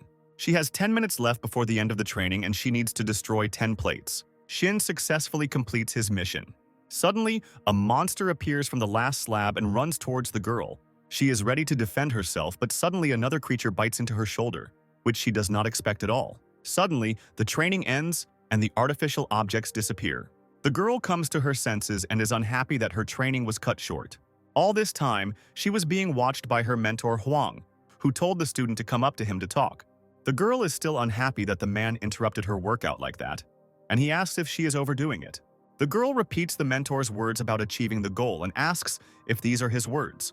Huang starts to justify himself by saying that he was talking about training. The girl replies that she doesn't overdo it because she knows her body. The man sarcastically replies that the girl really knows her body better than the system. Huang invites the girl to look at her statistics. The man shows a comparison of the emotional indicators of an ordinary person and hers. Huang adds that Shin is currently in a very tense and depressed state. The girl replies that she needs to get into the top 5. The man asks if she wants to raise her rank and Shin confirms this. Huang replies that if the girl raises her level, she will have many opportunities. But the girl interrupts him and says that she is not training to get a lot of money or fame and honor. Shin seriously says that he does this in order to kill all the monsters that live on Earth. 5 days before the testing begins, Lee Sogu comes to his clan's secret compartment. After entering the required combination, the leader enters a protected place.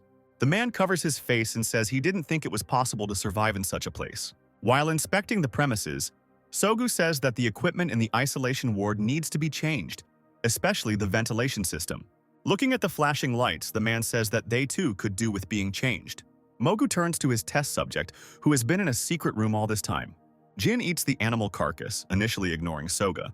The head of the clan is pleased that the experiment was successful and tells Jin to eat more, because this is the only way to muffle the properties of the drug.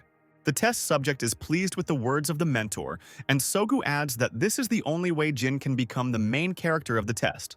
3 days before the start of testing, the weapon asks the owner if he is going to return. Daesung accepts the sword, pleased that he spent his time at the Pantheon usefully training.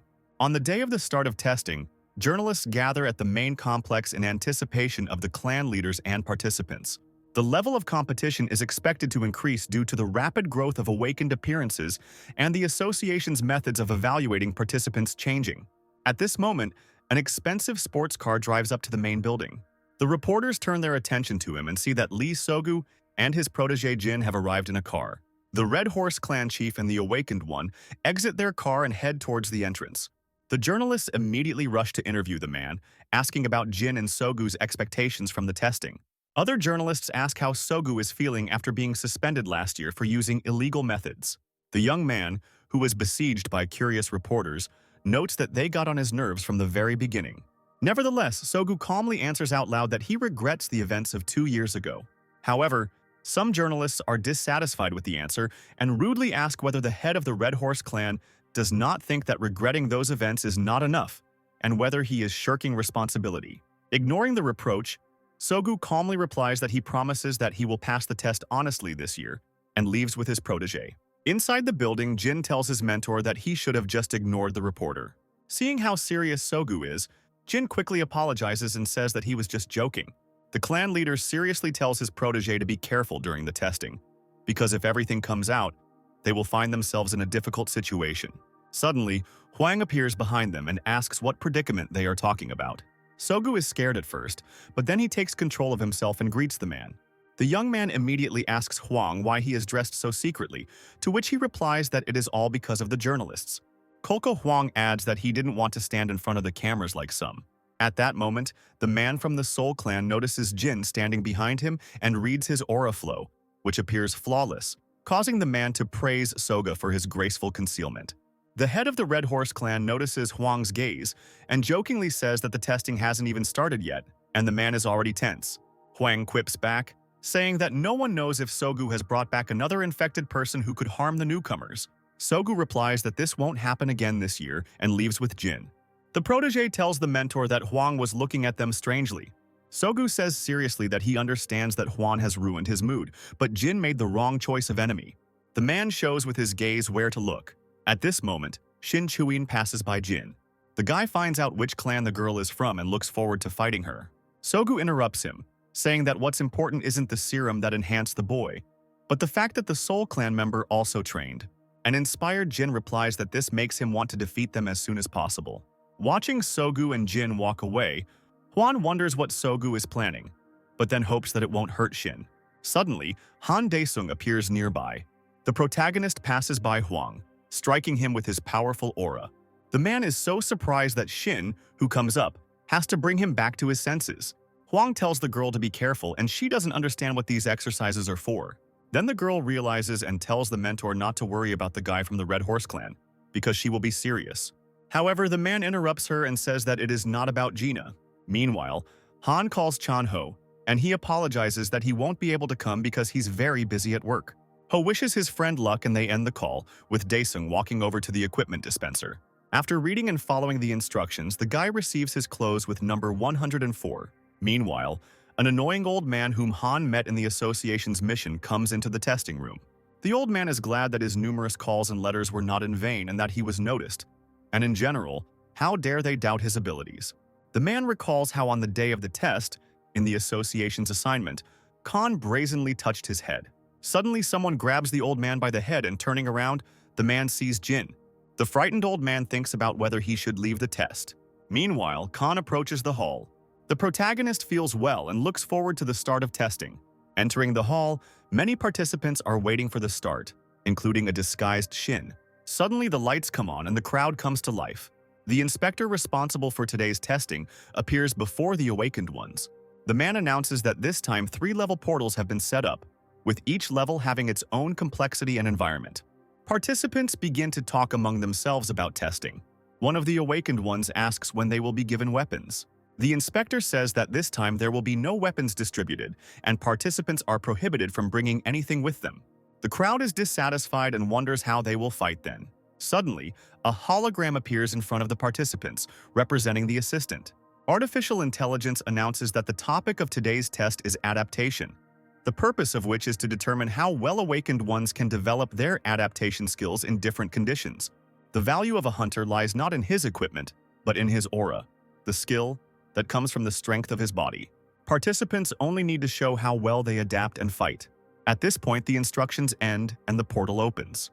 The inspector announces that people should enter the portal one by one, starting from the last rows. At the first level, participants find themselves in a tropical forest with a dry and hot climate.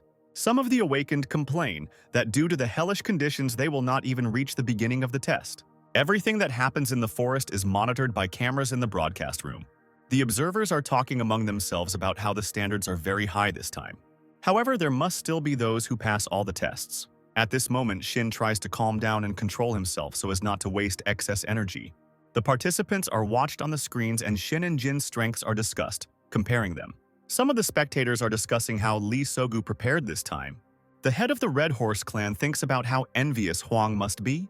Han appears on the screen for a second and Huang notices Sogu's calmness.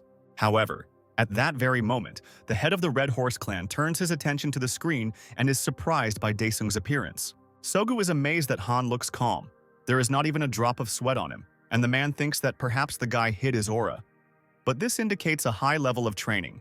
Khan feels comfortable because he previously drank a potion that helps cope with the influence of the environment on the body and hopes that no one will notice. The participants continue to complain about the heat and wait for the test to begin. After some time, an artificial intelligence appears, announcing that all participants have crossed the portal, which means they can begin. The first task for the Awakened is to kill 20 orcs in the swamp. Having heard the task, Khan takes off and runs deep into the forest. Another member rushes after him, shouting that he won't lose to Daesung, but suddenly trips. At this moment, the guy sees a small beating source in front of him. Delighted that he has found water, he touches the liquid. But something happens. Something takes hold of the participant, and it turns out to be a swamp worm, a flypaper worm that lives in swampy areas. It is announced that contestant number 94 is eliminated and emergency services are called to the scene. The creature spits out a guy in a protective shell, and the system says that the protection will be maintained until a rescue team arrives. At this time, Khan carefully clears the territories in search of orcs. Rescuers arrive at the scene with the guy. One of them steps away to look at the message on his device. The man sees the assignment to monitor number 104, Han Daesung, and accepts it. At this moment, the main character finds the orcs. Khan picks up a huge rock and holds it up, telling the creature how great it would be to hit him on the back of the head with the boulder. The guy continues to tease the orc. A huge creature runs straight at the protagonist, but he throws a stone and hits it.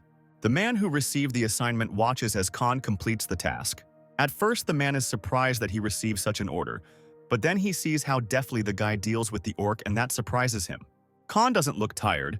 He calmly carries out the task, and the man is caught by how different he is from the other test subjects.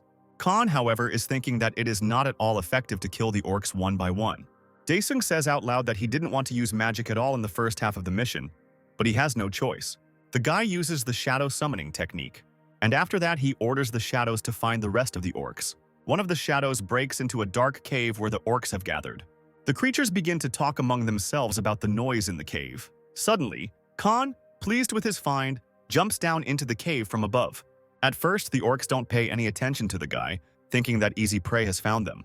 Daesung takes out his camouflaged weapon and prepares to quickly complete the mission. The weapon contacts Khan, saying that it seems the orcs did not perceive the hero as they should have. Khan smiles and orders his weapons to destroy all the creatures in the cave. Meanwhile, Shin runs through the forest in search of orcs. The girl uses her aura to find monsters.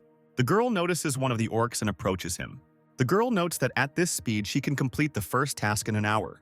The girl is going to kill the fourth monster. However, Jin runs ahead of her. The girl recognizes the guy from the Red Horse clan.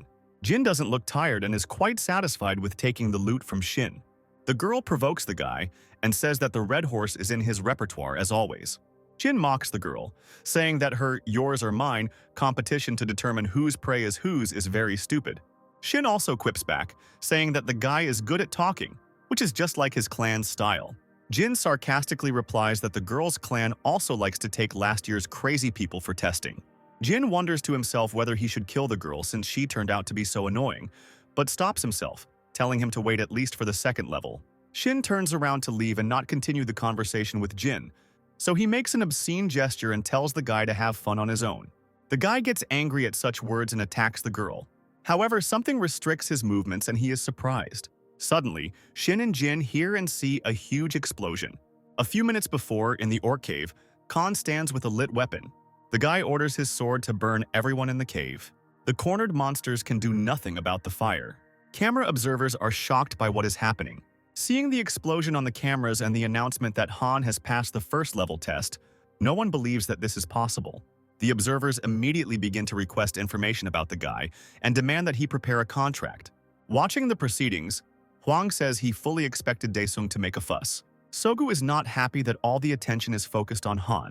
Also monitoring the testing are people from the association, the girl and her colleagues who met with the hero when he broke the device in the association building.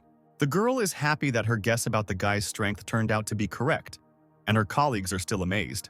Immediately, people from the association pay attention to the screen where the annoying old man was seen and recognize him. A man with an axe finishes off weakened orcs after an explosion.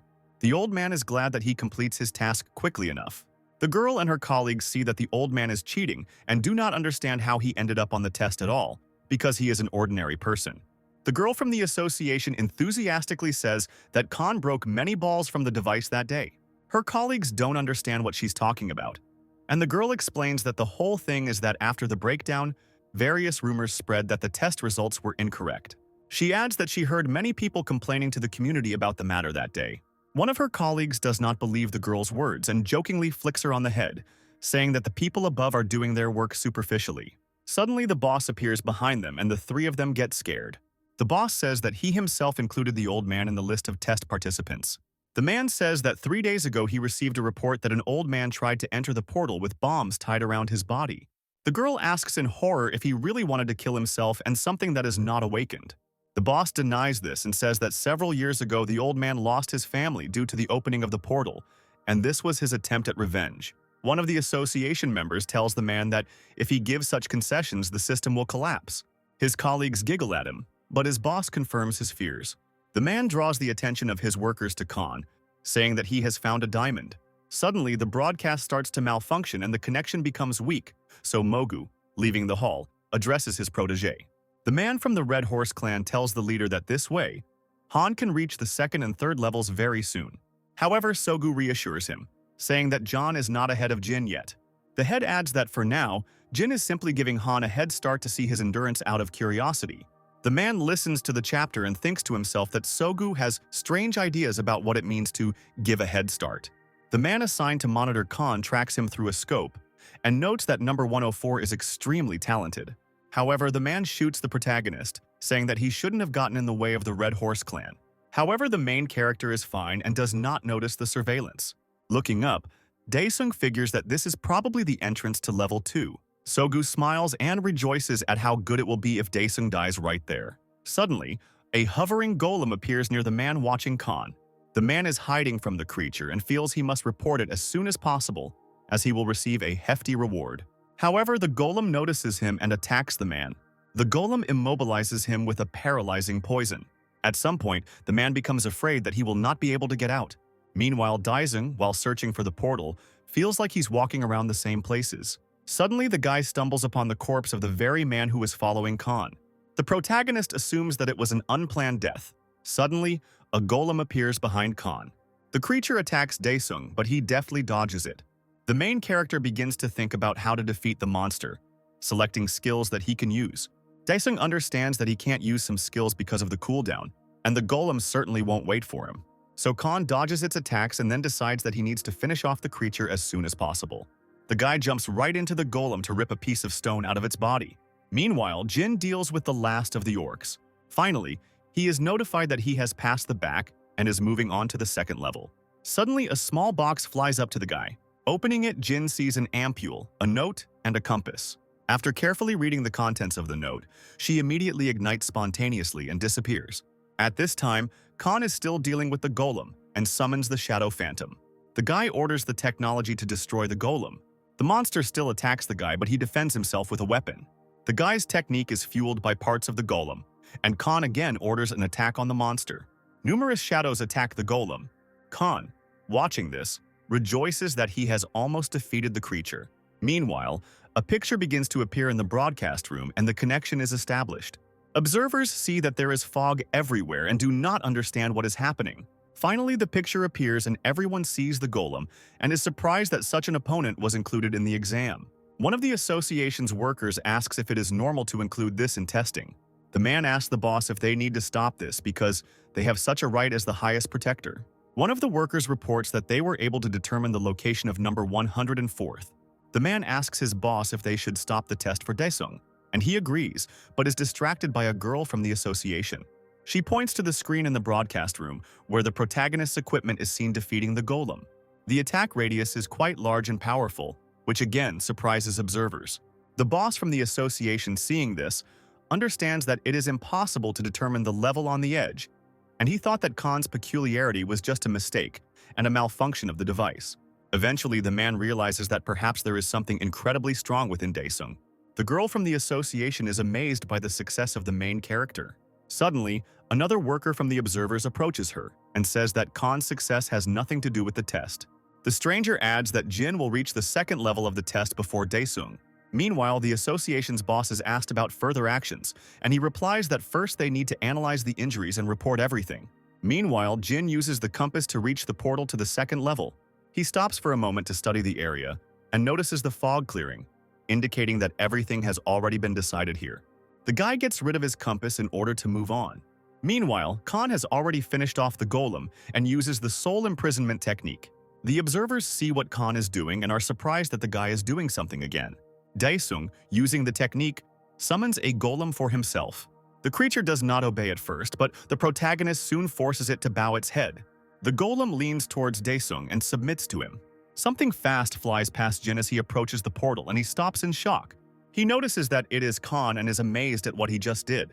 Sogu returns to the broadcast room, confident that the testing is already over.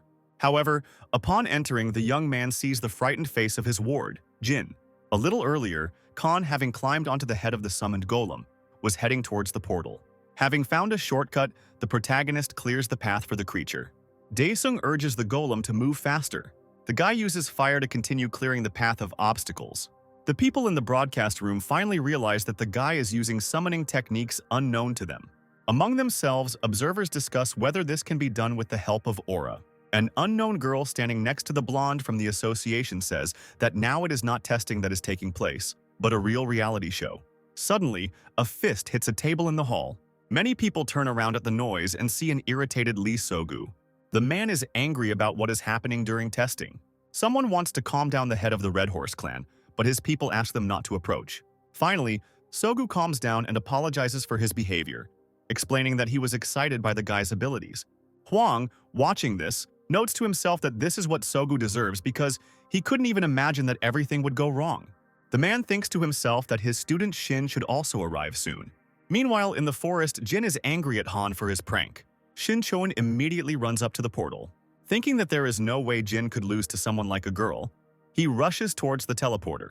At the second level, participants find themselves in a cold climate, on a snowy mountain. Daesung, who arrived on the scene, is outraged that the participants are being tested like this. The guy turns to the golem and lets it go. An artificial intelligence appears in front of Khan and congratulates him on passing to the second level. Daesung turns to the teleporter behind him and wonders if he can start the mission without waiting for the others. The assistant, meanwhile, explains the purpose of the second test, saying that the participants will be divided by strength into 5 people in different places. The point of the second test is to get to the top of the mountain. Khan analyzes the test. He calculates that the altitude is approximately 5 kilometers. As the contestant goes through the test, drones watch, and Daesung regrets that he can't use certain things because of them. Looking down, Han notices Jin and reflects on how awakened C and D-level beings make their living as porters. Standing below, Jin is outraged that everyone's task starts from different points. The guy gets angry and tells himself that he will overtake Khan and will not let it go so easily. Suddenly, the guy turns around, sensing someone's presence. This is the same annoying old man who also made it to the second level test. The elderly man convinces himself that he is doing all this for his family, and he needs to think about them. Suddenly, an avalanche falls on the old man. Standing nearby, a satisfied Jin says that he got rid of the old man. At this point, the signal in the broadcast room is lost and the video equipment does not work. Sogu, who had been expecting this, prepares for his plan to start working. The other participants arriving at the second level are nervous about the second level challenge. One of the awakened ones convinces the others that they can handle the task because they are among the strongest. Suddenly, this man will be attacked by Jin. After taking the ampule, the guy from the Red Horse clan noticeably increased his abilities, so he easily deals with other awakened ones. Buoyed by a sense of superiority, Jin is pleased that the injection allows him to quickly dispatch the participants. Meanwhile, Shin also carries out the task, noting that all the equipment is currently malfunctioning. Khan also sees how the drones break. But this is only to his advantage because he will be able to move faster. Breaking away from the mountain, the guy summons armor. The hero is pleased with himself and calmly falls down, knowing that the technique will soon work. Shin notices a strong burst of energy and tries to figure out where it comes from. Suddenly, the girl sees Khan flying and is surprised that he can do this with the help of aura. Daesung uses his wings to get to the top faster with his technique. Meanwhile, downstairs, Jin is beating up the test participants. Seeing Khan flying, he wonders where the hero got such abilities from. Not wanting to waste any more time, the young man runs towards the mountain. At this point, in the broadcast room, Huang demands that the test be stopped, since the safety of the participants was always a priority. However, the boss asks to wait a little longer while they try to figure out and restore the connection. Sogu intervenes in the conversation, saying that if those who want to become hunters cannot survive such a small incident, then will they be able to fulfill their duties faithfully? Huang turns angrily to Sog and asks if this was his doing. The Red Horse clan chief says that it would be better to disqualify the weaklings right away. The Soul clan man is angry with Soga, and the young man continues to put pressure on Huang, saying that it would not be better for the man to take a break and retire. Upon reaching the top of the mountain, Han jokingly suggests that he should use the final skill. While other participants climb to the top, some awakened ones remain at the foot of the mountain, including an old man who emerges from under the snow. He is exhausted, but nevertheless alive. The man is glad that he survived and decides that because of the cold, he needs to go down. On level 3, Shin listens to the objective of the mission: move around the field and fight monsters to earn points. The girl notes that she is in pitch darkness and needs to wait until her eyes adjust. At this moment, an angry Jin approaches her and asks if she has seen Han. The guy tells the girl why she got to the 3rd level faster than him and why she was too lucky. The girl turns around and tells Jin to go his own way and not to piss her off. The girl herself thinks about Huan and his words to be careful with him. She remembers that on the first 2 levels he was faster, but on the 3rd she can't say anything about him yet. The girl stops for a second to check the notification about the functioning of the aura, when suddenly she feels that she has been hit in the side. An angry Jin, standing near Shin, says that he actually wanted to deal with Han first. Getting to the girl, he jokingly says that she is unlucky. Meanwhile, Khan gradually defeats the enemies he encounters. Daesung says he's spent enough time killing these losers, but after checking the score counter, he believes that the number is not very high. Then the guy goes off to look for other creatures. Meanwhile, in the broadcast room, the boss from the association contacts to find out how things are going with the system. And Sogu, pleased with his work, notes that mixing different factors in an ampule was a good idea. Looking at Huang, Mogu even feels sorry for him, realizing that Shin will either become disabled or even die. Meanwhile, Shin turns to Jin and asks what he's up to. The guy looks at her, licks his bloody fingers and says that he thought she would be docile since she was a girl. For a moment, Jin is distracted and misses the girl's blow. Shin cleanly kicks the guy in the face. After the blow, Jin comes to his senses and sees that the girl has disappeared and is hiding. Shin hid behind the boulders, examining her wound, having taken off her protective jacket before doing so. While the girl is healing her wound, Jin sneaks up on her, happy to have found her. The girl doesn't get flustered and deftly attacks the guy in the groin, having thrown her tracksuit at him before doing so. Shin continues to beat Jin while he is disoriented. While the guy is calling the girl names, she takes a stand and says that she actually has a name. She uses a technique from the Soul clan and introduces herself by saying that she is the ace of her clan. After killing the guy, she says that Jin can't possibly be human because he's more disgusting than monsters. Realizing that the girl is no longer in danger, Shin turns around and leaves. Meanwhile, Khan, who has killed a large number of monsters again, is furious that his counter remains unchanged and has broken. The guy grabs his head and nervously says that he doesn't understand what they want from him. Meanwhile, Shin continues walking in the cave and wonders why she can't see the other participants. Suddenly, someone's body flies past her. An enraged Jin stands behind Shin. The girl rushes away from him. Turning around to make sure it was Jin, the girl doesn't understand how this happened, because she definitely killed him. Suddenly, the guy is right in front of her and she hits his arm and falls. Jin wastes no time and begins to beat the girl with all his might. Lifting up the exhausted Shin, the guy says that he will kill her in the most painful way. After hitting Shin hard in the stomach, the girl screams in pain. Jin leans over to her and tells her that she can scream and beg for mercy and maybe someone will hear her. Mockingly, the guy adds that it was he who destroyed all the equipment. Suddenly, Shin gouges out his eyes while he is distracted. Given some time while Jin recovers, Shin tries to leave. The girl encourages herself, slowly crawling away from Jin. However, she doesn't make it in time, and the recovered guy lifts her up by the neck, yelling at her and saying that because of her, his number of lives was halved. Just as Jin was about to finish off Shin, he heard someone's voice from the side. Turning around, he sees Khan watching what is happening. Evil Genie looks at the guy and recognizes the number 104. Throwing Shin away, the guy says that he was waiting for Daesung. Gathering his strength, Jin jumps on Han. However, Daesung passes by the guy and he doesn't understand how he did it. Jin stops, trying to understand what happened. Han leans over to Shin to examine her. Khan understands that the girl seems to have recovered.